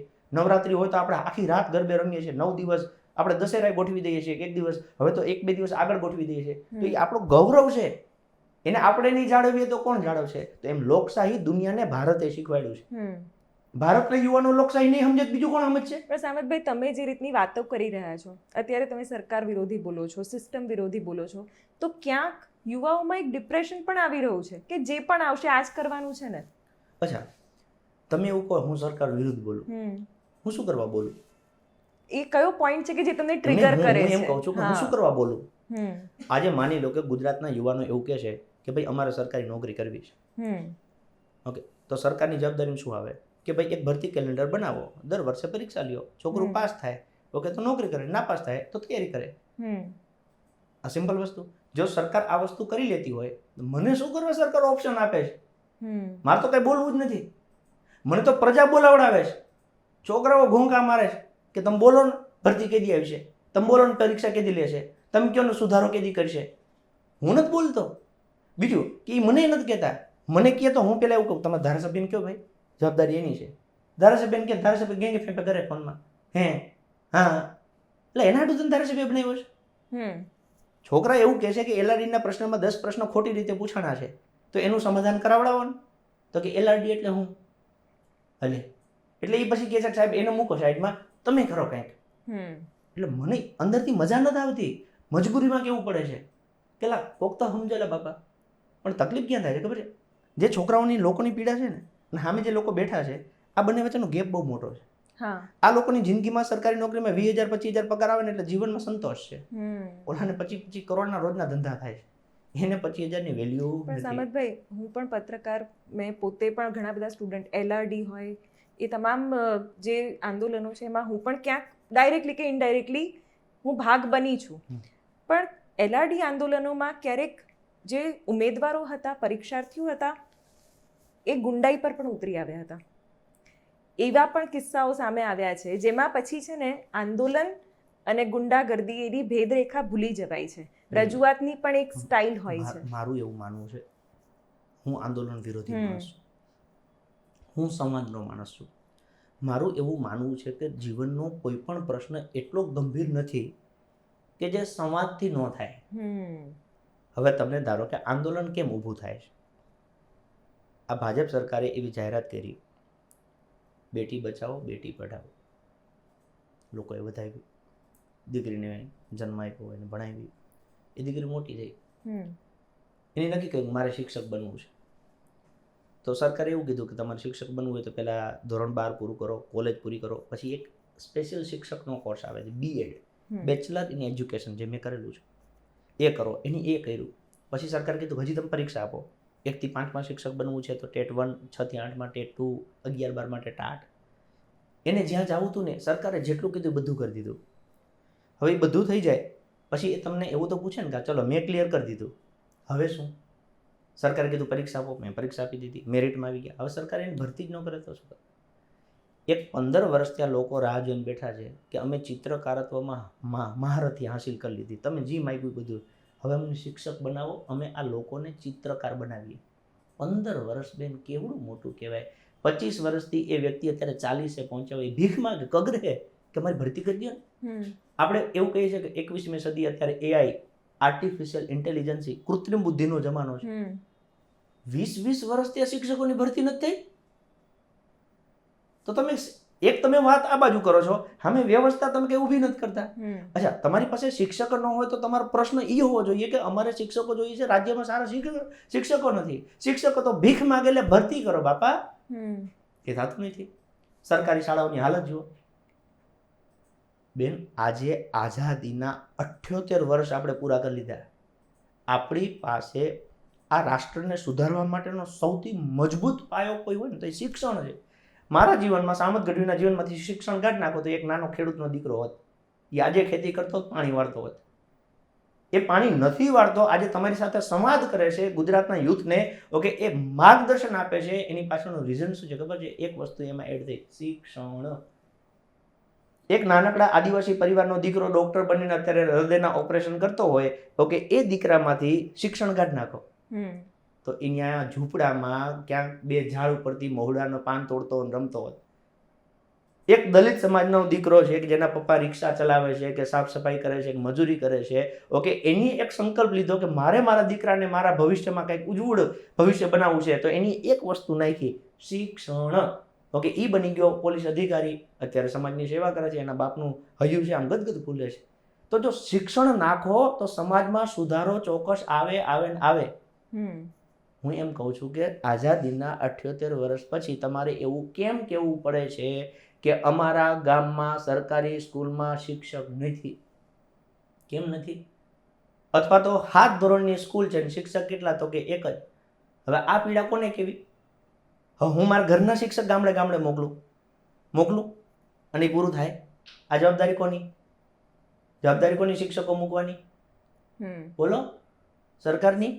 તો હું સરકારને કહું, હવે હું સરકારને કહું તમે એવું કરો, સરકારનો વિરોધ કરો. અરે વિરોધ નહીં, સરકારને દંડવત નમન કરો. આમ કેમ કે હોઈ જા તો હોઈ જાવ.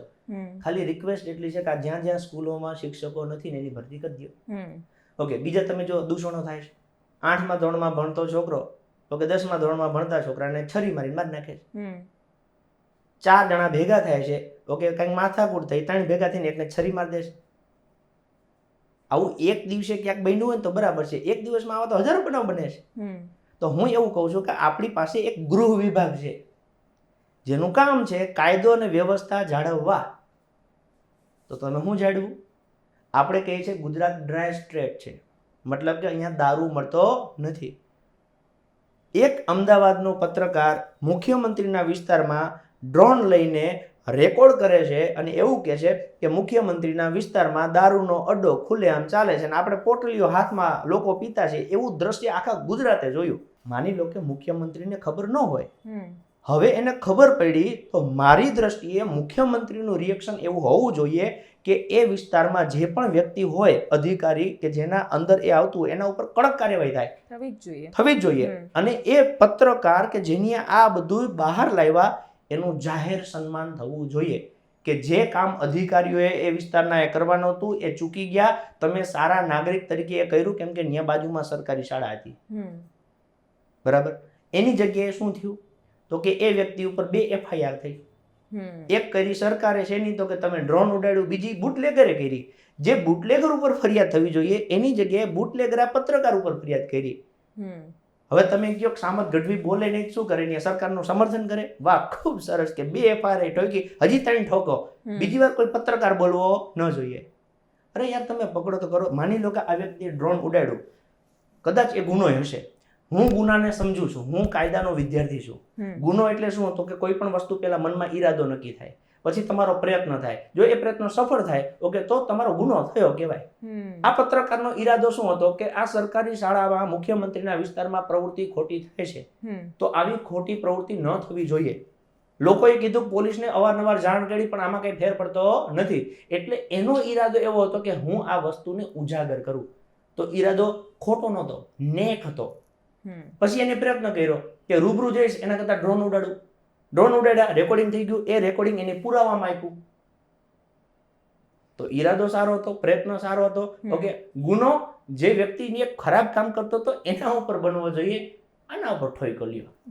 હવે આ ગુજરાતના કયા યુવાનોને કે વયોવૃદ્ધ મહિલા કોને ન ખબર પડે? બધાને ખબર પડે છે. અને દારૂ ક્યાં નથી મળતું? ગુજરાતનો એક માણસ એવું કહી દે કે મારા ગામમાં પોટલી ગોતી દો, એવું એક માણસ કહી દે. ભાજપનો એક ધારાસભ્ય એવું કહી દે કે મારા વિસ્તારમાં પોટલી મળે એટલે આપણું રાજીનામું. તો હું એવું કહું છું કે આ વ્યવસ્થા છે ને, જો 2 વસ્તુ છે. કાં તો આપણે નક્કી કરીએ કે દારૂ પીવો છે કે નથી પીવો. નથી પીવો તો નથી જ પીવો, અને પીવો છે તો પછી એને આ કાયદાનું સ્વરૂપ ન આપો. તમે એક ક્લિયર કટ વિઝનથી હાલો. પીવો છે તો એની વ્યવસ્થા ગોઠવો, નથી પીવો તો હાવ બંધ કરો. આ તો ના પાડીએ છીએ કે ડ્રાય સ્ટેટ ને ઘરે ઘરે આવે. તો ફોન ઉપર તમે કહો તો તમને બધું પાર્સલ ઘરે આવીને આવી જાય છે. ઈઝી જ છે અને ગ્રાઉન્ડ પર તો બધા જાણે જ છે કે શું થઈ રહ્યું છે. જીવ બળતરા ક્યાં થાય ખબર છે? મેં વચ્ચે એવું વાંચ્યું કે અમદાવાદમાં 2જા ધોરણમાં ભણતો છોકરો, કયા ધોરણમાં? 2જા ધોરણમાં. એની ઉંમર કેટલી હોય 2જા ધોરણમાં? 7 વર્ષની. એની બેગમાંથી 2 લાખ રૂપિયાનો ડ્રગ્સ મળ્યો. 2જા ધોરણમાં ભણતું બાળક જો 2 લાખ રૂપિયાનો ડ્રગ્સનો પેડલર બનતો હોય તો તમે વિચારો આ પેઢી ક્યાં જાય એમ. તો આ જવાબદારી મારી ન હોય કે હું ગુજરાતમાં ડ્રગ્સ બંધ કરાવી દઉં. આ જવાબદારી રાજ્યના ગૃહમંત્રીને એને ડૂબી મરવું જોઈએ કે હું આ ગૃહમંત્રીને લઈને બીડું લઈને બેઠો છું, ઓકે, મારાથી આવી વસ્તુ નથી હચવાતી, ન હચવાતી તો રાજીનામું આપી દો. કોઈ સારા વ્યક્તિને મૂકો. દુનિયાના ઘણા એવા દેશો છે જે ભારત કરતા કેટલાય ગરીબ હતા, અત્યારે ભારત કરતા કેટલાય સમૃદ્ધ થઈ ગયા. તો મને આમ આંચકો લાગ્યો કે આટલી બધી વસ્તી, આવડું મોટું યુવા ધન છતાં દેશ આવું ગરીબીમાંથી બહાર કેમ ન આવે? એટલે મેં એ લોકોના સ્ટડી કર્યા હા. કે આ લોકો હારા સફળ કેમ થયા. એટલે એની સફળતામાં એક રીઝન જે મને દેખાણું એ હતું કે એની ચૂંટણીમાં જે પણ ઉમેદવાર ઊભા રહે ને એ બધા કમસે કમ ગ્રેજ્યુએટ. આ એક કોમન નિયમ હો, કે ફરજિયાત ગ્રેજ્યુએટ હોવા જોઈએ તો ચૂંટણી લડવાની. અહીં આપણે ચૂંટણી લડવામાં શું નિયમ રાખ્યો ખબર છે? કે તમારે સંડાસ બાથરૂમ હોવા જોઈએ, 2 થી વધારે બાળક ન હોવા જોઈએ. હું એવું કહું છું કે તમે આવું મૂકી શકો છો કે સંડાસ બાથરૂમ હોવા જોઈએ, 2 થી વધારે બાળક ન હોવા જોઈએ, તો ત્યાં તમે એક ત્રીજું મૂકી દો ને કે કમસે કમ કોલેજ કરેલી હોવી જોઈએ. આમાં હું ખોટું છે? તો તમે તમારા પોલિટિકલ કેમ્પેઇનમાં આ બધા આઈડિયા યુઝ નહીં, કરશો હું તો કે નહીં? ગુજરાતના યુવાનોને કહું છું કે હા. મને મૂકી દો સાઈડમાં, પણ તમે વિચારો ને આ નિયમ કોકે તો બનાવ્યો કે ભાઈ 2 થી વધારે સંતાન ન હોવા જોઈએ. પહેલા આવું નહોતું, પાછળથી જ એડ થયું. ગ્રામ પંચાયત, આપણે નગરપાલિકા, તાલુકા પંચાયત બધામાં આ નિયમ છે કે ટોયલેટ બાથરૂમ હોવા જોઈએ, તો આ નિયમ છે. પહેલા નહોતું. ઓકે, 2 થી વધારે સંતાન ન હોવા જોઈએ, તો નિયમ છે. હું એવું કહું છું ત્રીજું નાખી દો કે કમસે કમ ગ્રેજ્યુએટ હોવો જોઈએ.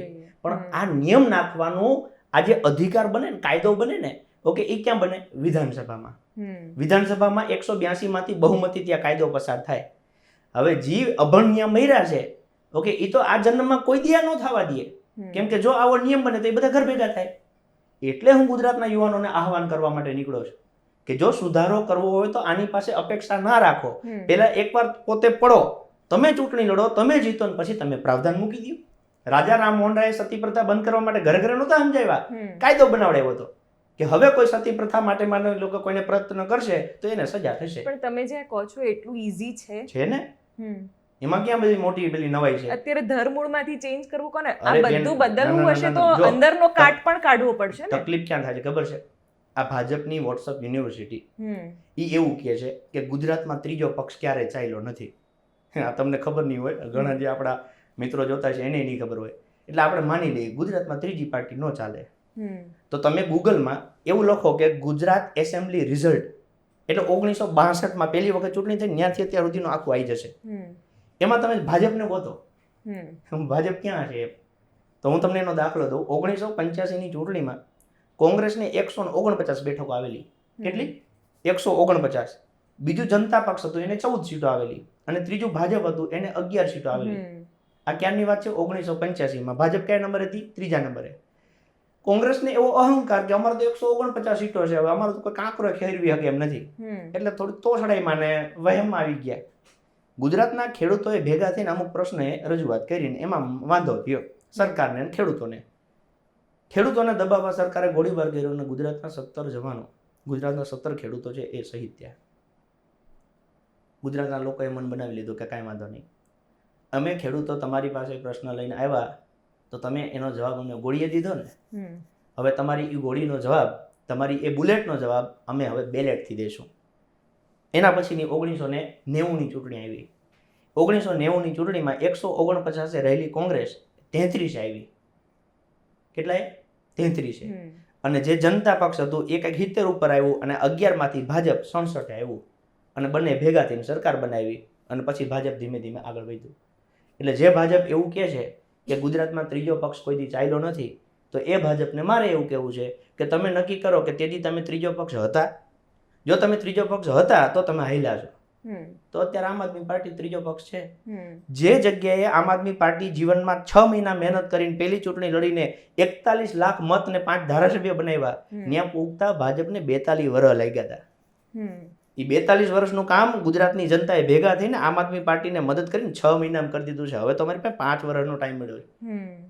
ગોઈતું નહીં મળે ભાજપ, જોજો. જેમ કોંગ્રેસ ગયું ને, હજી સુધી પાછું ઊભું નથી થયું, એમાં ભાજપે ગોઈતું નથી મળવાનું. અચ્છા, તો સામત ગઢવી શિક્ષણ પ્રધાન કે ગૃહ પ્રધાન, હું ભવિષ્યના કયા પ્રધાન સાથે વાત કરી રહી છું? ગઢવી આ રાજ્યનો સૌથી સારો નાગરિક હશે, અને જે જવાબદારી એને જે લોકો આપશે એ એનાથી થતી હશે ને તો લેશે ને, બાકી નકા હાથ જોડી ના પાડી દે.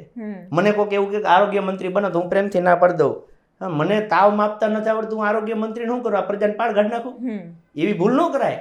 પછી મારા વ્યક્તિગત સ્વાર્થ માટે હું એવું ન કહી શકું કે હા મને બનાવો. મારે કાંઈ બનવું નથી. હું એવું કહું છું ગુજરાતને બદલાવો, જો ગુજરાતને કાંઈક બનાવવું હોય તો. બાકી નકર હેપીનેસ ઇન્ડેક્સમાં આપણા રાજ્યમાં, આખા દેશમાં ખુશ લોકો કેટલા છે એના ઇન્ડેક્સમાં આપણે 155માં નંબરે છીએ દુનિયામાં. હું એવું કહું છું કે આપણી પાસે પૈસા નથી, ખાવા નથી, ખુશી તો હોય કે ન હોય, ખુશી એ નથી. દુનિયામાં 155માં નંબરે છીએ. જીવ વડે બેન કહેતા રોજ ગુજરાતમાં 6 લોકો સુસાઇડ કરે છે. કેટલા? 6 લોકો. 24 કલાકનો આપણો દિવસ હોય, ઓકે, દર 4 કલાકે એક સુસાઇડ કરે છે. ઓફિશિયલી, અનઓફિશિયલી આનાથી બમણો આંકડો હશે. જીવ એનાથી વધારે વિશેષ એ બાબતે બળે છે કે પહેલા માણસને પરિવારમાં કોઈ એક વ્યક્તિની તકલીફ હોય ને તો એક વ્યક્તિ મરતો હતો, અત્યારે આખું પરિવાર મરે છે. કરુણતા ક્યાં આવે ખબર છે? કે જે દીકરો જન્મે એના માટે તમે મન્નત માંગી હોય, મંદિર રખડ્યા હો, એ દીકરો જન્મો હોય 5 વર્ષ 8 વર્ષ 10 વર્ષનો થયો હોય, એ દીકરાને એનો બાપ ઝેર પીવડાવે છે. ઓલાને કદાચ નથી ખબર કે આનાથી શું થાય છે, પણ એ બાપને તો ખબર છે ને કે હું આ ઝેર પીવડાવું છું, હમણાં મરી જવાનો છે. એ નજર સામે દીકરાને મરતો જોયો હશે, એ બાપે એ પરિસ્થિતિ સહન કરી હશે. વિચારો એના પર કેવડી વીતી હશે કે એને ઓલી પરિસ્થિતિ ગોણ લાગી હશે. એક દીકરાને ઝેર પીવડાવે, બીજાને ઝેર પીવડાવે, પોતે ઝેર પી જાય, અને આ પરિસ્થિતિ જોઈને એની વાઈફે ભેગી સુસાઇડ કરી લે. આવા 54 થી વધારે પરિવારો છે જેમાં 6 7 જણા એક દિવસે એકે હામટા વહી ગયા.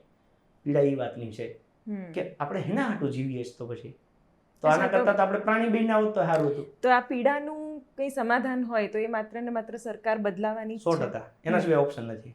એનું કારણ છે કે માની લો કે આ સરકારે એક નિયમ બનાવ્યો ફિક્સેશનનો. ફિક્સેશન એટલે શું? કે માની લો મહેનત કરીને તમે સરકારી નોકરી લાગ્યા, તો તમે લાગ્યા ત્યારથી લઈને 5 વર્ષ સુધી તમારો પગાર દર મહિને ફિક્સ જ રહેશે. ઉદાહરણ તરીકે તમે કોઈ પણ સરકારી વર્કરની નોકરી લો, તમારો પગાર કેટલો હતો? 26,500. હવે મને નોકરી મળી, અત્યારે મારી ઉંમર મોટા ભાગે જે સરકારી નોકરી લાગતા હોય ને એની ઉંમર લગભગ 25ની આજુબાજુ હોય. હવે 25 વર્ષની ઉંમર હોય ને એટલે લગ્ન થઈ ગયા હોય, કાં તો થવાના હોય, અને ઉપર મમ્મી પપ્પા અથવા તો દાદા દાદીમાંથી એટલીસ્ટ 5 લોકોનો પરિવાર હોય. હવે એ ગાંધીનગર, અમદાવાદ જેવા શહેરમાં માની લો કે નોકરી કરે તો પહેલાં તો એને મકાન ભાડે રાખવું પડે. તમારા ખ્યાલ પ્રમાણે 1 BHK 2 BHK નું ભાડું કેટલું હશે? બહુ વધારે. આપણે 10,000 ગણી લઈએ. બીજું 10,000 ભાડું હોય. હવે જે પોતે 25 વર્ષ હોય ને એના મમ્મી પપ્પા 60ની આજુબાજુ હોય. 60 વર્ષના કોઈ પણ માણસને તમે મળો ને એટલે કાં તો એને ડાયાબિટીસ હોય, કાં તો એને બીપીની કે તકલીફ હોય, કાં તો હાર્ટની તકલીફ હોય. એટલે એવરેજ 5,000નું દવાખાનું હોય. હવે માની લો કે એમાં એના સંતાન હોય તો એને ભણાવવાનું હોય, તો ભણાવવામાં સ્કૂલોની ફી આપણને ખબર છે કે એક બાળકને તમારે ભણાવવું હોય તો કમસે કમ મિનિમમ મહિને 5,000 તો જોઈએ. તો 5,000 બાળકને ભણાવવાના જોઈએ, 5,000 મમ્મી પપ્પાની દવા માટે જોઈએ, 10,000 રૂપિયા મકાનના જોઈએ, 20 તો એમાં થઈ ગયા. તો 5,000માં 5 જણા ખાઈ લે. એ 5 જણાને 2 લીટર દૂધ તો જોઈએ કે ન જોઈએ? 2 લીટર દૂધ લાવે ને તો લગભગ 150 રૂપિયાનું દૂધ થાય. તો એ દૂધમાં જ પૈસા પતી ગયા. પછી આપણે શું કહીએ છીએ? હવે હું એવું કહું મારા જીવનમાં નકરી નીતિમત્તા જ છે, તો એ નીતિમત્તાના આધારે મારું ઘર ન હાલે, પેલા ભૂખે મરી જાય. એટલે મારે ગમે એમ કરીને બીજા 25,000 રૂપિયા ખાવા માટે લાવવા પડે, એટલે ભ્રષ્ટાચાર થાય છે. ભ્રષ્ટાચાર કોઈને કરવાની ઈચ્છા નથી. જે વ્યક્તિને તમે 26,000 આપો એને 50,000 આલો, એને ભ્રષ્ટાચાર કરે, ના પાડી દેશે ભાઈ ના મારે નથી કરવું, મારું ઘર આમાં મસ્ત હાલે છે. પણ ભ્રષ્ટાચાર પણ 2 વે વસ્તુ છે ને. પણ હું એ જ કહું છું ને, એક તો પેલા જો આ પ્રયત્ન થાય છે. હવે માની લો તમે 50,000 દો ને પછી એ ભ્રષ્ટાચાર કરે ને તો એને તમે ઘર ભેગો કરી દો કે ભાઈ તને સરકાર પૂરો પગાર આપે છે, તું શું કરવા હરામનું લેશ? પણ આ પરિસ્થિતિમાં તમે વિચારો માણસ કરે હું એમ? ખાવાનું ન થાય જો આ નીતિમત્તા પ્રમાણે હાલે તો બીજા બધા રાજ્યમાં સરકાર પૂરા પગાર આપે છે, ગુજરાતમાં કેમ ફિક્સેશન? તો આ નીતિનો વિરોધ કરવો જોઈએ. હું એવું કહું છું, વિરોધ નથી કરવો. સરકાર ફિક્સેશન કાઢી નાખે, આપણે શું કરવા વિરોધ કરવો જોઈએ? સરકાર નથી કાઢતી. અચ્છા, આ જે સરકારી કર્મચારીઓ હતા એ બધા ભેગા થઈને હાઈકોર્ટમાં ગયા. હાઈકોર્ટે એવો ન્યાય કર્યો કે ફિક્સેશન ન હોવું જોઈએ, આને ફૂલ પગાર આપો. તો હવે તો સરકારે માનવાનું કે નહીં માનવાનું? હાઈકોર્ટે કીધું, સરકાર એ વસ્તુ સુપ્રીમમાં લઈ ગઈ. તો એનો મતલબ હવે તો સ્પષ્ટ થઈ ગયું કે સરકાર ફિક્સેશન કાઢવાના મૂડમાં નથી. તો હું એનો વિરોધ કરું છું કે જો સરકાર ફિક્સેશન ન કાઢતી હોય તો હું એવું કહું છું આપણે સરકારને કાઢી નાખીએ અને એવી સરકાર લાવીએ તો કે જે ફિક્સેશન દૂર કરી શકે. મારો આટલો સિમ્પલ પ્રશ્ન છે. હવે જો લોકોને એવું લાગે કે મારી વાત વ્યાજબી છે તો મને ટેકો કરો, કેમ કે મારા એકલાથી તો થવાનું નથી. તમને એવું લાગે કે ના ભાઈ આ નથી, જે શોષણ થાય છે એ બરાબર છે, અમને ગમે છે, તો ટુ બી કન્ટિન્યુ, મને વાંધો નથી. પણ કાલ સવારે મને કોઈક એવું ન કહેવું જોઈએ કે તમે કંઈ કર્યું નહીં. ખાલી મારા બોલવાથી કંઈ થતું નથી. મને ખબર છે કે જો તમારે કંઈ પણ કરવું હોય તો રસ્તો એક જ છે, બંધારણ. બંધારણમાં એક જ વસ્તુ છે કે તમારે જે વસ્તુ નથી જોતી એનો સુધારો કરો. સુધારો ક્યાંથી થાય? તો કે વિધાનસભામાંથી.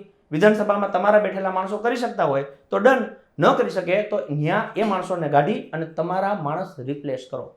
તો હું જનતાને અપીલ કરું છું કે એ માણસો ન કરી શકતા હોય તો રિપ્લેસ કરો. રિપ્લેસમાં શું છે? અમારી પાસે એક ઓપ્શન છે, આમ આદમી પાર્ટી. અચ્છા, એટલે અત્યારની સરકારમાં કંઈ સારું કામ જ નથી થઈ રહ્યું. કોઈ એક નેતાનું નામ લેવું હોય કે એ મિનિસ્ટ્રી સરસ ચલાવી રહ્યા છે કે અથવા સારા કામ થઈ રહ્યા છે એમની મિનિસ્ટ્રીમાં, તો એ કોનું નામ હોઈ શકે? મને તો આમાંથી 182 માંથી તમે માની લો કે હમ ચેતર વસાવા.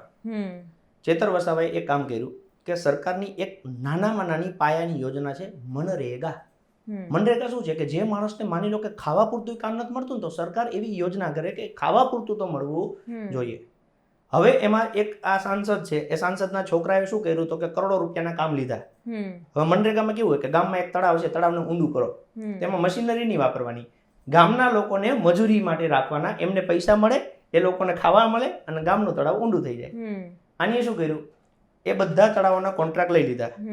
ઓકે, જેસીબી મારી દીધી, ઊંડું કરાવી દીધું અને વહીવટ કરી નાખ્યો, લોકોને મળ્યું નહીં. તો ચેતર વસાવાએ ઉજાગર કર્યું કે ભાઈ લોકોને જે મળવું જોઈતું હતું એ નથી મળતું, તો ચૈતર વસાવાને નાખી દીધો જેલમાં. અચ્છા, ચૈતર વસાવાને જેલમાં નાખ્યો તો એમને શું કીધું કે ચૈતર વસાવાએ કાચનો ગ્લાસ મારવાની કોશિશ કરી, એમાં 300 હાથ જે ખૂન કરવાની કોશિશ કહેવાય એ લઈ ગઈ. એમના કહેવા પ્રમાણે માની લઈએ કે એ વાત એમને કીધી એટલે આપણે સાચી માની લઈએ કે ચૈતરભાઈએ ગ્લાસ માર્યો ને ખૂનનો પ્રયત્ન કર્યો, પણ જેના ઉપર માર્યું એને લાગ્યું, એને લોહી નીકળ્યા, એને ઈજા થઈ, એ તો કંઈ થયું નહીં. અચ્છા, આ જ રાજ્યનો નાગરિક ચૈતર વસાવા છે, એ જ રાજ્યનો નાગરિક દેવાયત ખવડ છે. એક વ્યક્તિએ એવું કીધું કે દેવાયત ખવડે એના મિત્રો સાથે મળીને મારા ઉપર હુમલો કર્યો, તો 307 તો એને લાગુ પડી. દેવાયત ખવડને એક જ દિવસમાં જો તમે પેરોલ ઉપર છોડી શકતા હો, એને જામીન અરજી મંજૂર કરી શકતા હો, તો ચૈતર વસાવાએ શું ગુનો કર્યો ભાઈ?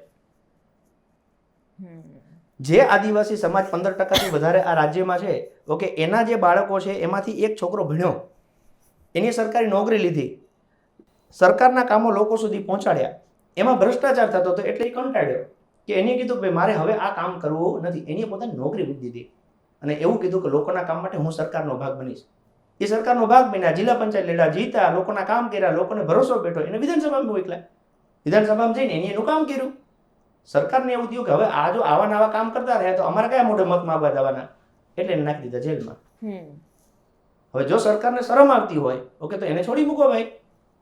સરકાર નથી છોડતી એટલે હું બોલું છું, તમે એવું કહો તમે સરકારની સામે બોલો, તો ભાઈ હું કોને કહું? સરકારની સામે કરતા પણ તમે એક વખત એવું કહો છો કે હું આંદોલનનો હિમાયતી નથી, પણ તમારી જે વાતો છે, હું આ આખું જે ઇન્ટરવ્યૂ છે એ મારા ક્યુરિયોસિટી માટે લઈ રહી છું કે એવો તો કયો પોઈન્ટ છે કે જે ટ્રિગર કરે છે. મેં તમારો 5 વર્ષ જૂનો વિડીયો પણ જોયો કે જેમાં તમે ડિજિટલ ક્રાંતિની વાત કરીને હવે યુટ્યુબના માધ્યમથી આપણે ભણીશું એવી વાત હતી, જેમાં તમે કેટલા સોફ્ટ હાર્ટેડ છો એ પણ મને ક્યાંક તમારી પર્સનાલિટી ખબર પડી કે જેમાં તમે બોલો છો કે એક સરસ મજાનો ચહેરો તમને દેખાશે, ત્યાં તમે ક્લિક કરી શકો છો. તો સમવેર આઈ ફેલ્ટ કે મને એવું લાગે છે કે આ ક્રાંતિ અચાનકથી કેવી રીતે બદલાઈ ગઈ, કેવી રીતે તમને આ પોલિટિક્સમાં આવવાનું ખબર પડી, કે શું સ્ફૂર્ણા થઈ, એ મારે જાણવું છે. હું છે ને બેન બધું સારું માનતો હતો કે સરકાર સારી છે, સરકારની યોજનાઓ સારી છે અને એ યોજના હું લોકોને ભણાવતો હતો. સૌથી વધારે માનો કે હું ગુજરાતના મુખ્યમંત્રી ભણાવું તો માનનીય જીવરાજ મહેતા ત્યાંથી ચાલુ કરું છે નરેન્દ્રભાઈ મોદી સુધી, એમાં સૌથી વધારે હું ભણાવું નરેન્દ્રભાઈ મોદી ભણાવું. મને મજા આવે એમ કે આ માણસે ડૂચા કાઢી નાખ્યા, કેવડી યોજનાઓ લાવ્યા, વાંચશે ગુજરાત, રમશે ગુજરાત, ભણશે ગુજરાત, જીતશે ગુજરાત, એ ધનધનાટી. પછી એક મને મારા પીઆઈ હતા મિત્ર, એને મને કીધું કે ખોટું ન લગાડતા, આ તો કે એમ અમસ્તી વાત ઉપર કે તમે આ ભણાવો છો એ બધું એકચ્યુઅલ પરિસ્થિતિમાં કોઈથી જોયું છે એમ? કે માની લો કે તમે એવું કહો છો કે હર નળ જળ યોજના, તો તમને ખબર છે ઘરે ઘરે નળ પહોંચી ગયા છે એમ? મેં તો પહોંચી જ ગયા હોય ને, નહીં એ તો બરાબર છે, તમે કોઈથી જોયું એમ? મેં તો નહીં. તો મને કંઈક આંટો મારો. સરસ્વતી સાધના યોજના છે, તમને ખબર છે? મેં તો આ મસ્ત યોજના છે. મને કે એનો લાભ મળે છે લોકોને? તમને ખબર છે કેટલી સાયકલો કટાઈ ગઈ છે? તો આજે પ્રશ્નો ઊભા થયા ને એટલે હું એક આમ કેમેરાની સામે હતો ને, હું એકચ્યુઅલ પરિસ્થિતિમાં ગયો ને ત્યારે મારો જીવ બહુ વિડ્યો એમ કે મારા જેવા ગુજરાતના કેટલા યુવાનો હશે જે એ ભ્રમમાં રાચે છે કે જે અમારું નેતૃત્વ કરે છે ને, ઓકે, એ અમને એક લેવલે લઈ જાય છે, પણ ખરેખર એવું નથી. વાસ્તવિક પરિસ્થિતિમાં આપણી પાસે તળિયું નથી રહેવા દીધું. એટલે જે પ્રેમ હતો ને એ પ્રેમ હારો હવે ક્યાંક પીડામાં બદલાયો છે. આ હું બરાડા પાડું છું ને એ મારી પોતાની વ્યક્તિગત પીડા નથી, આ મારા ગુજરાતની પ્રજાની પીડા છે. આજે તમે વિચાર કરો, CCE ગ્રુપ એની એક પરીક્ષા લેવાની, એમાં 166 આર્મી મેનોને લેવાના હતા, એમની અલગ વેકેન્સી હોય, એમાંથી એમને ખાલી 3 જણા લીધા. કેટલા? 166માંથી માત્ર 3. હું એવું કહું છું કે 163 તમે ન લીધા એનું કારણ શું? તો કે એમને એક નિયમ બનાવ્યો કે 40%થી ઓછા માર્ક્સ આવે એમને નહીં લેવાના. એક 20 વર્ષનો યુવાન આર્મી જોઈન કરે છે, 20 વર્ષ આ રાષ્ટ્રની સેવા કરે છે, પરિવારથી છેટો રહીને રોજ મોતના મોઢામાંથી પોતાની જાતને સુરક્ષિત બાકાત લાવીને એ 20 વર્ષ પછી એને એની જિંદગી હાચવવા, પરિવાર સાથે રહેવા સરકારે 10% અનામત આપ્યું છે કે ભાઈ હવે તમે આવો તો તમે પરિવાર સાથે શાંતિથી જીવો, એમ એટલે નોકરી આપે છે. હવે તમે એને એવું કહો છો કે આ છોકરા 40% લાવે એમ તમે 40% લાવો, આમાં માણસાઈની દ્રષ્ટિએ તમે વિચારો, કોઈ લોજિક તમને લાગે છે? હવે એ સરકાર નથી લેતી, એ લોકો બિચારા મને રિક્વેસ્ટ કરે છે, મારો જીવ બળે, સૈનિક ભીખ માંગીએ તમારી પાસે ગોગરે, અમને નોકરી દઈ દો. એનો કોટા 10% તમે અનામત રાખ્યો છે અલગ, તો એને દઈ દો ને. એ એવું કહે છે કે સામંતભાઈ 1 વર્ષ સરકાર ખાલી અમારી ભરતી કરે ને તો અમે બધા હમાઈ જઈએ, એટલા જ છીએ અમે. હવે એ પીડા એ વાતની છે કે એ દેશનો સિપાહી અહીંયા ઘર પરિવાર મૂકીને ગાંધીનગરમાં 23 દિવસ સુધી ધરણા ઉપર બેસે અને આ સરકારનો એક માણસ સાંભળવા કોશિશ ન કરે તો હું શું કરું? દિલ્હીની વાત કરી લઈએ. દિલ્હીથી એક આશાનું કિરણ જાગ્યું હતું, પણ હવે ત્યાં પણ મને લાગી રહ્યા છે કે હોપ્સ ઓછા થઈ ગયા છે. બિલકુલ નહીં, બિલકુલ નહીં. દિલ્હીની અસર ગુજરાતમાં નહીં દેખાય. શું કરવા? દિલ્હીમાં મહિલાઓને માની લો કે બસમાં ટિકિટ ફ્રી આપી હતી, એનું લોજિક શું હતું કે દિલ્હીમાં વસ્તી ગીતતા ઝાઝી છે, આપણે અહીંયા વસ્તી ગીતતા 308ની છે 1 ચોરસ કિલોમીટરમાં, દિલ્હીમાં 1 ચોરસ કિલોમીટરમાં 14,000થી વધારે છે. તો અહીંયા માની લો કે 25-30 હજાર રૂપિયાનો ખર્ચો થતો હોય તો ત્યાં તમારા 60-70 હજાર મહિને જોઈએ ઘર ચલાવવા. તો એક વ્યક્તિ કમાઈ શકે એવી લગભગ કેપેસિટી ન હોય. તો અરવિંદજીનું એવું વિઝન હતું કે ભાઈ જો મહિલાઓને આપણે ઘરથી બહાર કદાચ કામ માટે મોકલીએ ઓકે તો એ 5-10 હજારનો પરિવારને ટેકો થઈ જાય પોતાની આવડત પ્રમાણે. પણ એ તકલીફ એવી થતી હતી કે માની લો કે મહિલા ઘરની બહાર જાય 10,000ની નોકરી કરે તો 7,000 તો ટિકિટ ભાડામાં જતા રહે. એટલે એમને દિલ્હીમાં મહિલાઓ માટે બસમાં ટિકિટ ફ્રી કરી નાખી. તો મહિલા ઘરની બહાર જાય 10,000 કમાય, 10,000 સીધા ઘરમાં એડ થાય. તો એ ઘરમાં રહેલી ગરીબી થોડીક સદ્ધરતા આવે. આ એક એમનું વિઝન હતું. માની લો કે અરવિંદજી અત્યારે નથી એ દિલ્હીમાં, જે દિલ્હીના ભાજપના મુખ્યમંત્રી છે યોજના તો એ જ ચલાવે છે. હવે પ્રશ્ન એ છે કે જો અરવિંદજીનું વિઝન ખોટું હોય તો આ લોકોએ બંધ કરી દેવું જોઈએ. એમણે બંધ કર્યું નથી, એનો મતલબ કે વિઝન ઓકે છે. તો હું એમ કહું છું તો ગુજરાતની મહિલાઓએ શું પાપ કર્યું છે? અચ્છા, નરેન્દ્ર મોદીને વડાપ્રધાન અત્યારે છે એમાં ચંદ્રબાબુ નાયડુનો ટેકો છે, જેઓ આંધ્રપ્રદેશના મુખ્યમંત્રી છે. 2 દિવસ પહેલા આંધ્રપ્રદેશમાં મહિલાઓ માટે ટિકિટમાં બસમાં ટિકિટ મુસાફરી ફ્રી કરી નાખી. તો મને અત્યાર સુધી એવું હતું કે નરેન્દ્રભાઈ મોદીને આ વસ્તુની ખબર નહીં હોય, હવે તો બધું દૂધ દેવું છે. અચ્છા, રાજસ્થાનમાં મહિલાઓને ગેસનો બાટલો છે 550 આપે છે, તો ગુજરાતમાં કેમ 1100 આપે છે? તો કાં તો એવું છે કે ગુજરાત એટલું બધું સમૃદ્ધ છે કે અહીંયા પૈસાની રેલમ છેલ છે, કોઈને ગરીબી જેવું કંઈ છે જ નહીં. અને કાં તો એવું છે કે ગુજરાતની જનતાને એકદમ બ્રેન વોશ કરીને મૂકેલા છે કે એને એકચ્યુઅલ પરિસ્થિતિની ખબર પડવા દીધી નથી. પણ બધા તો બ્રેન વોશ ના હોય ને, તો એનો મતલબ શું હોય?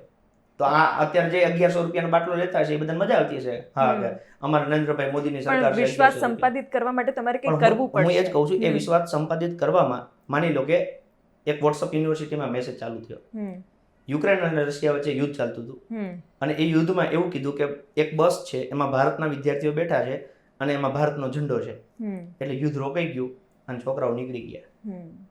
પહેલા દ્રષ્ટિએ આ મેસેજ આપણે વાંચીએ તો અંદરથી આપણી છાતી ગદગદ ફૂલે, વાહ સેલ્યુટ છે બોસ કે ભારતનું વર્ચસ્વ છે. પણ જો એના એક પાછળ આમ નાનકડા ખૂણા ઉપર એક પ્રશ્ન કરીએ કે આ યુક્રેન અને રશિયા એ તો 2 દેશ છે કે હામાં અમે તો લડતા નથી કે લે આ રોકેટ નાખી, એવું તો હતું નહીં. ઓલો 2000 કિલોમીટર દૂરથી રોકેટ નાખે એને ખબર પડી ગઈ કે ત્યાં બસ જાય છે ને બસમાં છોકરા બેઠા છે ને ભારતનો ઝંડો છે એટલે રોકેટ ન છોડે. હું હાલી નીકળ્યા સાવ. જે છોકરા આવ્યા ને એને પૂછજો, ત્યાં ખાલી ભારતના એકને જ બસ નહોતી, દુનિયાના જેટલા દેશ હતા ને બધાની બસો હતી અને બધાને રોકાવડાવી દીધેલા કે આ બધા છોકરાને એકવાર બહાર જવા દો. એ યુદ્ધની પોલિસી હતી. પણ ટૂંકમાં આ વોટ્સઅપ યુનિવર્સિટી દ્વારા જે મેસેજ જેવો ઠોકો હોય ને એવો ઠોકી શકે છે. અને હવે એ કરતા કરતા ધીમે ધીમે મારી જેમ બધાને અંદરથી ખબર પડવા માંડી છે કે અત્યાર સુધી આ બુદ્ધિનું પ્રદર્શન કર્યું અને આના વર્ચસ્વમાં હાલ્યા. જેમ ભગવાન શ્રી કૃષ્ણ કેમ ગોવર્ધન પર્વત ઉપાડેલો બધા દંડા ભરાવતા, એ તો અમારા દંડે ટેકે છે, એમ બધાને એવું લાગતું હતું ઓકે કે આ મોદી સાહેબના નેજા હેઠળ બધું હાલે છે. હવે એવું કાંઈ નથી, નેજા બેજા બધું પતી ગયું. 240 આવ્યું ને એ વડાપ્રધાનને માંડ બન્યા છે ને, હવે આ 5 વર્ષ પૂરા કરે ને તો ભલાઈ નહીં.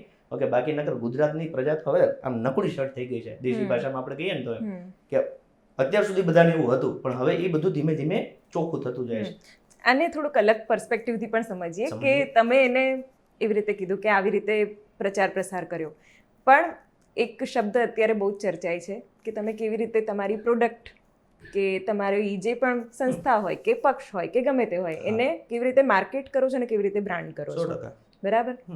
તમારે મુદ્દો તો પકડવો જ પડશે, તમારા પક્ષે પણ પકડવો જ પડશે, જેનું માર્કેટિંગ પણ કરવું પડશે, બ્રાન્ડિંગ પણ કરવું પડશે. એને થોડું અલગ પર્સપેક્ટિવથી સમજવાનો પ્રયત્ન કરીએ તો એના માટે એક ચહેરો જોઈશે, એના માટે એક બ્રાન્ડ ઇમેજ જોઈશે, જે તમારી પાસે અત્યારે તો નથી જ. એવું કોણ કીધું? કોણ છે? અરવિંદ કેજરીવાલ, જેમને સિમ્પથી વોટ પણ નથી મળ્યા. એ કેમ? મારી વાત સાંભળો, હું તમને આખું કેલ્ક્યુલેશન આપી દઉં. એમાં શું, IRS ની નોકરી કરી, UPSC જેવી પરીક્ષા જે દરેક ભારતીયના યુવાનની એક આશા હોય કે હું અપિયર કરું, પાસ થવું એ તો ગૌરવની વાત છે. એ પાસ થઈ નોકરી કરી અને રિઝાઇન આપ્યું, અને એના પછી એક નાનકડું NGO શરૂ કરીને ઝૂંપડીમાં રહેલા બાળકોને ભણાવી અને એ બાળકોની કારકિર્દી કેવી રીતના બદલી શકાય એ પ્રયત્ન કર્યા. એ દરમિયાન જનલોકપાલ બિલ આવ્યું, એના માટે એમને સંઘર્ષ કર્યા, અને પછી એ વખતે એમને એવું કીધું, જો અરવિંદજી અને આમ આદમી પાર્ટી પોલિટિકલી કેવી રીતના આવ્યા એ વાત કરું. એમનો પ્રશ્ન એવો હતો કે માણસની જીવન જરૂરિયાત વસ્તુ છે પાણી અને વીજળી. તો પાણી દિલ્હીના લોકોને ફ્રી મળવું જોઈએ, વીજળી મફત મળવી જોઈએ. આ 2 વાક્ય એમને સરકારને રજૂ કર્યા. ત્યારે કોંગ્રેસની સરકાર હતી, શીલા દીક્ષિત મુખ્યમંત્રી હતા 15 વર્ષથી. એની શું કીધું ખબર છે કે જો એવું તમને સહેલું લાગતું હોય ને તો તમે સરકાર બનાવો, તમે કરી દેજો. આમણે શું કીધું કે મને પોલિટિક્સમાં કોઈ રસ નથી, આ 2 વસ્તુ તમે કરી દો. એની શું કીધું કે તમે બનીને કરી દો. અને લોકોને કીધું ભાઈ મેં તો કીધું પણ આવું કહે છે, લોકો એવું કીધું તમે લડી નાખો ને. તો કે ભાઈ આપણું કામ નથી, તો કે અમારું ક્યાં કામ છે. બધા ભેગા થયા, ચૂંટણી લડ્યા, 28 સીટો આવી અને સરકાર બની. એની વીજળી ફ્રી કરી નાખી અને પાણી ફ્રી કરી નાખ્યું. કોંગ્રેસ જે એવું કહેતી હતી કે આ મફત ન થાય, એ કોંગ્રેસ ટેકામાંથી ખસી ગઈ અને ફરી ચૂંટણી થઈ. 70 ધારાસભ્યો હતા, એમાંથી 67 ધારાસભ્ય આમ આદમી પાર્ટીના ચૂંટાયા, અને 10 વર્ષ સુધી દિલ્હીના લોકોને મફત વીજળી આપી અરવિંદ કેજરીવાલજીએ. હવે માની લો કે અત્યારે ભાજપ આવી 4 મહિના થયા, ઓકે, 10 વર્ષમાં એવું કોઈ માણસ નહોતું કહેતું 6 કલાકથી અમારા વિસ્તારમાં લાઇટ નથી આવી. અત્યારે કોઈ વિસ્તાર એવું નથી કહેતું કે અમારી લાઇટ ન આવી. બધા એવું જ કહે 6 કલાક 4 કલાકના કટ લાગ્યા છે. 10 વર્ષમાં દિલ્હીમાં ક્યાં પાણી ભરાયું, ગોઠણ એવા ફોટો વિડીયો તમને નહીં જોયા હોય. ઓકે, અત્યારે વરસાદ પડે એટલે ભેટ કમર સુધી પાણી ભરાય છે. તો મેં પૂછ્યું દિલ્હીના ધારાસભ્યશ્રીઓને, મેં તો આ કેમ તમે હતા ત્યારે નહોતું થતું, હવે થાય વરસાદ કે સેટિંગ છે? તો એમને કીધું ચોમાસું આવે ને એની પેલા પ્રી મોન્સૂન, જે આપણે અહીંયા કરોડો રૂપિયા ખર્ચે છે, એ લોકો શું કરતા હતા, ઓકે, કે નાળીઓ હોય ને જે આ ગટર, એ માથે રહીને સાફ કરાવતા. એટલે જેવું વરસાદ આવે ને પાણી નીકળી જતું હતું. આ લોકો આવીને એ બધા હાથ અધર કરી નાખ્યા. તો જે વિઝન છે ને, માણસ મરે છે, ગાંધીજી નથી, પણ ગાંધીજીના વિચારો જીવે છે. એમ માની લો કે દિલ્હીમાં કદાચ 5 વર્ષ અરવિંદ કેજરીવાલજી નથી, પણ એ તો 5 મહિનામાં જ લોકોને ખબર પડી ગઈ ભૂલ તો બહુ મોટી થઈ છે, અથવા તો આ લોકો મહેનત ખૂબ સારી રીતે કરી ગયા છે. ઓકે, સમય પાછો આવશે. આવો આપણે પંજાબમાં આમ આદમી પાર્ટીમાં 117 માંથી 92 ધારાસભ્ય પહેલા જ ધડાકે ચૂંટાણા. ઓકે, શું કર્યું એમને? ખેડૂતોને વચન આપ્યું હતું કે અમે તમને 24 કલાક વીજળી દેશું. આજે પંજાબમાં કોઈ ઓળખીતા હોય તો પૂછો કોણ કે 24 કલાક વીજળી મળે છે. 85% લોકોને ફ્રી વીજળી મળે છે. તો એ જે વિઝન છે ને, એ વિઝન ગુજરાતની જનતાને દેખાણું છે. ગુજરાતની જનતાની સંવેદના લોકોના હૃદયમાં છે. ઈસુદાનભાઈ ગઢવીને તમે ઓળખતા હશો, પત્રકારત્વ જગતનો ગુજરાતનો સૌથી મોટો ચહેરો કહી શકાય. એને એવું ઘટતું હતું ભાઈ, પણ એને એવું લાગ્યું કે મારા લોકોની પીડા છે, એ પીડાને મારે જો કંઈક કરવું હોય તો ખાલી મીડિયાના માધ્યમથી વાતો કરવી નહીં થાય, કે મારે આમાં ઉતરવું પડશે. આવ્યા ગોપાલ ઇટાલિયા, પોલીસ કોન્સ્ટેબલ હતા, ક્લર્કની નોકરી હતી, 2 નોકરી તો એ માણસે મૂકી દીધી, પણ એને ખબર હતી કે નોકરી કરીને હું એક વિસ્તારનું સારું કરી શકીશ, પણ રાજકારણમાં આવીશ ઓકે તો હું આખા વિસ્તારનું પ્રજાનું કલ્યાણ કરી શકીશ. અને અત્યારે જો તમે જોયું એની એક મુદ્દા ઉપર ધીમે ધીમે કામ કરવાનું શરૂ કરી દીધું છે. ચેતર વસાવા જુઓ, હેમંત ખબા જુઓ, ઓકે, યુવરાજસિંહ જાડેજા જુઓ, હું આવ્યો છું, મારી સાથે અત્યારે ગુજરાતના હજારો યુવાનો છે, એ મને કહે છે કે સામંતભાઈ આપણે તાલુકા પંચાયત જિલ્લા પંચાયત લડી નાખવાની થાય છે, અને હું ટીમ તૈયાર કરીશ કે ગુજરાતના લોકોને ઘરે ઘરે અમે અત્યારે આહવાન કર્યું છે. આમ આદમી પાર્ટીએ અત્યારથી એક ફોર્મ બનાવ્યું છે કે આવનારી ચૂંટણીમાં તાલુકા પંચાયત, જિલ્લા પંચાયત, નગરપાલિકા, મહાનગરપાલિકા, તમે ગુજરાતનો જે પણ સારો યુવાન કે કોઈ પણ સારો વ્યક્તિ કે જેને એવું હોય કે મારે અમારા વિસ્તારનું સારું કામ કરવું છે, ઓકે, એ લોકો ફોર્મ ભરી દે. પાર્ટી એની સાથે બેસશે, એની સાથે ચર્ચા કરશે, જો એનામાં એ ક્વોલિટી હશે તો એને ટિકિટ આપશે, જીતાડશે, એને લોકોની સેવા કરવાનો અવસર આપશે. એમાં ગ્રેજ્યુએટ જોશો તમે? હા, એમાં લખીશું, 100% લખીશું, પ્રાયોરિટી આપીશું, અને છે એવા ભણેલા લોકો. પણ મૂળ વસ્તુ શું છે કે અમારો એ પ્રશ્ન છે કે વિધાનસભામાં કાયદો બદલવો જોઈએ. કાયદો બદલવા માટે એકવાર ત્યાં પહોંચવું જોઈએ. એકવાર ત્યાં પહોંચીએ, ઓકે, પછી આપણે એને ઓફિશિયલ કરી શકીએ. આમ તો મેં આખું ઇન્ટરવ્યુ એવી રીતે શરૂ કર્યું હતું કે હું કંઈક સ્પર્ધાત્મક પરીક્ષાઓનું પૂછીશ, પણ મને એવું લાગી રહ્યું છે કે તમારી હવે પોલિટિકલ છબી વધારે હાવી થઈ ગઈ છે, તમારા કોચિંગ ક્લાસ કરતાં વધારે. જો આમાં કેવું છે કે તમે દર વખતે મને શિક્ષક તરીકે જોશો, ઓકે, તો એ શિક્ષક તરીકે તો હું મારું કામ કરું છું. એ શિક્ષક તરીકેના કામથી હું એક ઘરના, એક પરિવારના વ્યક્તિને સરકારી નોકરી સુધી પહોંચાડી શકીશ, પણ એના ઘરની પીડા દૂર કરી શકીશ નહીં. એ છોકરોની નોકરી લાગીને એ જ મને પૂછે છે કે અમારે 5 વર્ષ શોષણ ભોગવવાનું. એટલે હવે મને એવું ખબર પડી છે કે મારે આખા ઘરને જો રાજી કરવું હોય, આખા ગુજરાતની જનતાને રાજી કરવું હોય, તો મારે એ રાજીપાનું મૂળ કારણ છે ને ત્યાં જ કામ કરવું જોઈએ. બિલકુલ. તો મેં નક્કી કરી લીધું છે કે મારે ત્યાં જ કામ કરવું છે. હું કોઈ મોનોપોલી વાપરતો નથી. હું ચોખ્ખું કહું છું કે મારે ગુજરાતની રાજનીતિ બદલવાની છે. હું મારા જીવનના આવનારા 10 વર્ષ આ જ ફિલ્ડને દેવાનો છું, અને હું આમ આદમી પાર્ટી સાથે જોડાયેલો છું. આમ આદમી પાર્ટીમાં લોકોને જોડી આમ આદમી પાર્ટીની ગુજરાતમાં સરકાર બને એના માટેનું કામ કરવાનું છે. હું કોઈના ઉપર થોપતો નથી કે હું કહું છું તમે માની લો. તમને સામંત ગઢવીની વાતમાં સચ્ચાઈ લાગતી હોય, તમને એવું લાગતું હોય કે આ માણસ કંઈક કરી શકશે. ચાણક્યનું એક ખૂબ સરસ વાક્ય છે કે શિક્ષક કભી સાધારણ નહીં હોતા, પ્રલય और निर्माण उसकी गोद में खेलते हैं. મારી પાસે અત્યારે પ્રલય છે, આ જે ભાજપે છેલ્લા 30 વર્ષથી ઊભું કર્યું છે, મારે એ ગુજરાતમાં નિર્માણ કરવું છે. ઓકે, ચાણક્યની એ વાત માટે હું નીકળ્યો છું. હું જેમ ચાણક્ય લોકોને આહવાન કર્યું હતું તો એને ચંદ્રગુપ્ત મૌર્ય મળી ગયો, મને ઘણા ચંદ્રગુપ્ત મૌર્ય મળી જશે. ઓકે, હું એને સિંહાસન ઉપર બેહાડીશ, અને એક મૌર્ય સામ્રાજ્ય જેમ ઊભું થયું હતું એમ ભવિષ્ય ગુજરાતનું ઊભું કરીશું, અને સારા ભવિષ્યનું નિર્માણ કરીશું, પાછા તમારી સાથે બેસશું. ચોક્કસ. અને મોસ્ટ વેલકમ ટુ TSS. સામંત ગઢવી, ખેડૂતના દીકરા, શિક્ષક, પોલિટિશિયન, કલાકાર જીવડો ખરો કોઈ? આમાં કેવું છે, આમાં જો હું ખેડૂતના દીકરા તરીકે જન્મ્યો, એટલે ખેડૂતની પરિસ્થિતિ મારા લોહીમાં છે. ઓકે, હું ગામડામાં, મારા ગામની વસ્તી આજે 300 ની છે, એટલે ગામડાની પરિસ્થિતિથી મને હું વાકેફ. હું ગાંધીનગરમાં 22 વર્ષ ત્યાં રહું છું, એટલે શહેરની પરિસ્થિતિ, શહેરનું કલ્ચર અને શહેરની પીડા એનાથી વાકેફ. હું ભણેલો છું એટલે ભણેલાની પીડા ખબર છે. મારો પરિવાર અભણ છે, મને અભણની ખબર છે. એટલે જેટલા પ્રકારની પીડા ગુજરાતમાં છે એ બધાથી હું વ્યક્તિગત વાકેફ છું. એટલે હું બધા મુદ્દા ઉપર બોલું છું, કેમ કે મને બધાની પીડા ખબર છે. હા, કુદરતે એટલી કદાચ મારામાં કંઈક એવી ક્ષમતા જોઈએ છે કે મને આ પીડાના સમાધાન માટે વિચાર તો કર્યો છે કે આ પીડા છે તો હા મારો વિચાર છે. માની લો કે એક સિમ્પલ વસ્તુ છે, ગુજરાતના ખેડૂતો સમૃદ્ધ કેમ થાય? નરેન્દ્રભાઈ મોદી 2014માં એવું કહેતા હતા કે ગુજરાતના ખેડૂતો છે એની આવક બમણી થશે. તો 2014 થી 2024 આવ્યું, ખેડૂતની આવક તો બમણી થઈ નહીં. મારી પાસે વિઝન છે. હું એવું કહું છું કે 10 વર્ષમાં ખેડૂતની આવક બમણી થાય. કેવી રીતે થાય? માની લો કે કોઈ ખેડૂત છે જેની પાસે 50 વીઘા જમીન છે, ઘરમાં 5 જણા કામ કરવા વાળા છે, એક જ વસ્તુ ખૂટે છે, પાણી. પાણી નથી એટલે જમીન પડી છે, 5 જણા નવરા બેઠા છે. જો એ વ્યક્તિને તમે પાણી આપો તો એ 3 સિઝન આરામથી લઈ શકે. એ ચોમાસાની સિઝન લઈ શકે, શિયાળાની સિઝન લઈ શકે, ઉનાળાની સિઝન લઈ શકે. તો 3 સિઝન લેશે તો 3 ગણી આવક થશે, જે અત્યારે 1 કે 2 ગણી માંગ થાય છે. તો પાણી કેમ નથી આપતા? શું ગુજરાત પાસે પૂરતું પાણી નથી? તમારું પાણી તો અરબ સાગરમાં જાય છે. નમામી દેવી નર્મદે, આપણી નર્મદા આખા ગુજરાતને છલોછલ કરી શકે એવડી મોટી ક્ષમતા છે. તો એ યોજના પૂરી કેમ નથી થતી? હું એવું કહું છું, કૃષિ મંત્રી આના ઉપર ડિબેટ કરવી જોઈએ કે ભાઈ ચાલો આપણે બધા ભેગા થઈને ગુજરાતના ખેતરે ખેતરે પાણી પહોંચાડી દઈએ. અચ્છા, ખેડૂતના ઘરે લાઇટ છે તો એ લાઇટ એની જરૂરિયાત પ્રમાણે જોઈએ ત્યારે કેમ નથી મળતી? હું ખેડૂત છું, સવારે 5 વાગે ઉઠું, ઓકે, ગાયો ભેંસો પશુપાલન હોય, ઓકે, એ પૂરું કરી આખો દિવસ ખેતરે મજૂરી કરું, સાંજે 8 વાગે વાળું પાણી કરીને સૂઈ જાઉં. ઊંઘ નથી આવતી. કેમ? લાઇટ ક્યારે આવશે? 10 વાગે આવશે, 12 વાગે આવશે, 2 વાગે આવશે? ના, 2 વાગે લાઇટ દે. 2 વાગે લાઇટ દે એટલે 8 કલાક લાઇટ દે એટલે આખી રાત એને પાણી વાળવામાં જાય. સવારમાં મજૂર આવે એટલે પાછું ખેતરમાં જોતરાઈ જવાનું. હું એવું કહું છું કે 30 વર્ષની સરકાર તમે ચલાવો છો, તમે એવું કહો છો કે અમે વિકાસ કર્યો છે, તો તમે વિકાસની સાથે એવી વાતે મૂકો ને કે ગુજરાતના કોઈ પણ ખેડૂતને પૂછી લો, દિવસે ગમે ત્યારે સ્વિચ પાડે ત્યારે મોટર ચાલુ થાય છે કે નથી થતી? જો ન થતી હોય તમારે મત ન મગાય, તમારે બીજાને મોકો દેવાય કે અમારાથી 30 વર્ષમાં ન થયું, તમે કરો જોઈએ. તો એ 30 વર્ષથી ગુજરાતમાં જે ભાજપ સરકાર ન કરી શકે, આમ આદમી પાર્ટી પંજાબમાં 3 વર્ષમાં કરી દીધું છે. એટલે અમને ગર્વ થાય છે અને એટલે અમે લોકોને ચેલેન્જ આપીએ છીએ કે ભાઈ ભરોસો કરો, આપણે બદલાવ લાવીશું. અને ના લાવીએ તો મૂળ તો લોકોએ શું કર્યું, ખાલી એક મત જ દીધો છે ને, બીજી વખત ન દેતા. જોઈએ હું તો મારું આ પ્લેટફોર્મ બહુ ઓપ્ટિમિસ્ટિક લોકો માટે જ મેં બનાવ્યું છે અને તમારે ખરેખર તમારું જે ઓપ્ટિમિઝમ છે, તમે જે આશા સાથે વાત કરી રહ્યા છો, જે કોન્ફિડન્સ સાથે વાત કરી રહ્યા છો, મારી એક આશા ખોટી હોય કે એક આશા મારા વ્યક્તિગત સ્વાર્થ માટે હોય તો કયો. મારી પીડા વિદ્યાર્થીઓ માટે છે, મારી પીડા ખેડૂતો માટે છે, મારી પીડા મહિલાઓ માટે છે. ઓકે, અને હું એવું કહું છું કે આ બધા માટે તમારે અમેરિકાની જરૂર નથી. તમારે ખાલી સમજવાની જરૂર છે કે મારા એક મતથી આ બધું થઈ શકે એમ છે. યુવાનોને નોકરી મળે, યુવાનોને રોજગાર મળે, મહિલાઓને ભરણ પોષણ મળી શકે છે, પછી ખેડૂતોનું દેવું માફ થઈ શકે છે, ખેડૂતોને વીજળી મળે, પાણી મળે. આ બધું એક જ વસ્તુથી થાય, મતથી.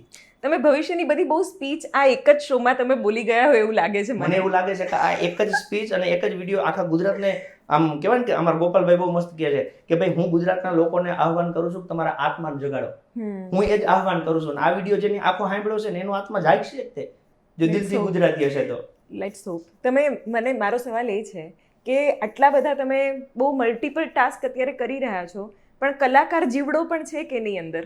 મારા વ્યક્તિગત જીવનમાં મને કોઈ વસ્તુનો શોખ નથી. નથી મને ખાણીપીણીનો શોખ, નથી મને હરવા ફરવાનો શોખ, નથી મને ગીત સાંભળવાનો કે ગેમ. મેં મારી જીવનમાં આજ સુધી ગેમ નથી રમ્યો. મારા મોબાઈલમાં એક ગેમ ના હોય તમને. હા, હું ફિઝિકલ ગેમ રમવાનો માણસ કરો કે મારા છોકરાને હું ચેસ રમાડું, એને કેરમ રમતા શીખવાડું, એને સાયકલ શીખવાડું, એવું બધું કરાવડાવું. પણ મોજ શોખ એવું મારા જીવનમાં નથી કે હું મારા જીવનમાં કોઈ છોકરું કોઈ દી એવું ન કે સામતભાઈ આવું સ્ટેટસ એ મૂક્યું હતું. મને એમાં રસ, મને કોઈના બર્થડેમાં રસ નથી, મને કોઈના પેલા એમાં. મને એવું થાય છે કે જીવનમાં આવ્યા છીએ તો કંઈક એવું કરીને જઈએ કે જેથી આજે જો આપણા સરદાર વલ્લભભાઈ પટેલનું કેમ ગૌરવ છે, કેમ કે એની દેશના 562 દેશી રજવાડાને ભેગા કરીને આપણને અખંડ ભારત આપ્યું. આપણને ગાંધીજીનું કેમ ગૌરવ છે કે જે આઝાદી 250 વર્ષથી આપણે કહેતા હતા કે અંગ્રેજોની ગુલામીમાંથી દેશ કોઈ દી મુક્ત ન થાય, આ માણસે એક પોતાના સત્યના જોરે આ દેશને આઝાદી અપાવી. એમાં બધા હતા, ભગતસિંહ હતા, સુભાષચંદ્ર બોઝ હતા, સુખદેવ હતા, બધા હતા. પણ જો તમારી પાસે વિઝન હશે તો થશે. જવાહરલાલ નહેરુએ જ્યારે 1930માં એવું કીધું હતું રાવી નદીના કિનારે ભારતનો ઝંડો ફરકાવીને કે આવનારા સમયમાં આપણે આઝાદ હશું, એની શરૂઆત આજથી કરીએ છીએ. તો એ જ વસ્તુ 1952માં સાચું થઈ ગયું, 1947માં સાચું થઈ ગયું. તો તમારી પાસે વિઝન હશે ને તો એને સાકાર કરવા કુદરતના 2 હાથ તમારી ઉપર છે, પણ વિઝન તો હોવું જોઈએ. તમારા વિઝનને, તમારા ઓપ્ટિમિઝમને બંનેને ખૂબ ખૂબ અભિનંદન કે તમે આટલું કરેજિયસલી બોલી શકો છો અને કોન્ફિડન્સથી બોલવું એ પણ એક મોટી હિંમત જ છે. થેન્ક યુ સો મચ, તમે આ શોમાં આવ્યા અને આટલી નિખાલસ વાતો કરી. આપનો ખૂબ ખૂબ આભાર કે મને મારા વિઝનને ગુજરાતની જનતા સુધી પહોંચાડવાનો અવસર આપ્યો. ઈશ્વર કરશે ગુજરાતનું સારું થશે તો એમાં જે ગુડ બુક એક બને કે ભાઈ આ વિઝનમાં કોણ ભેગા હતા, તો એમાં એક નામ આપનું પડે છે. ખૂબ ખૂબ thank you so much, thank you so much. તો આ એપિસોડનું ટેક અવે મારા માટે શું હોઈ શકે? વિચાર કોઈ પણ હોઈ શકે, એ વિરોધ હોઈ શકે, એ અભિવ્યક્તિ હોઈ શકે, પોતાનું સ્ટેન્ડ હોઈ શકે, પણ એને પોતાના સ્ટેન્ડ સાથે, પોતાની એક આગવી શૈલી સાથે ક્યાંય પણ કોઈ પણ મંચ પર મૂકવું એ પણ એક બહુ મોટી વાત છે. ફરીથી આવા જ એક એપિસોડ સાથે હાજર થઈશું તમારા માટે ધ શિવાની શોમાં. અત્યારે મને રજા આપશો. નમસ્કાર.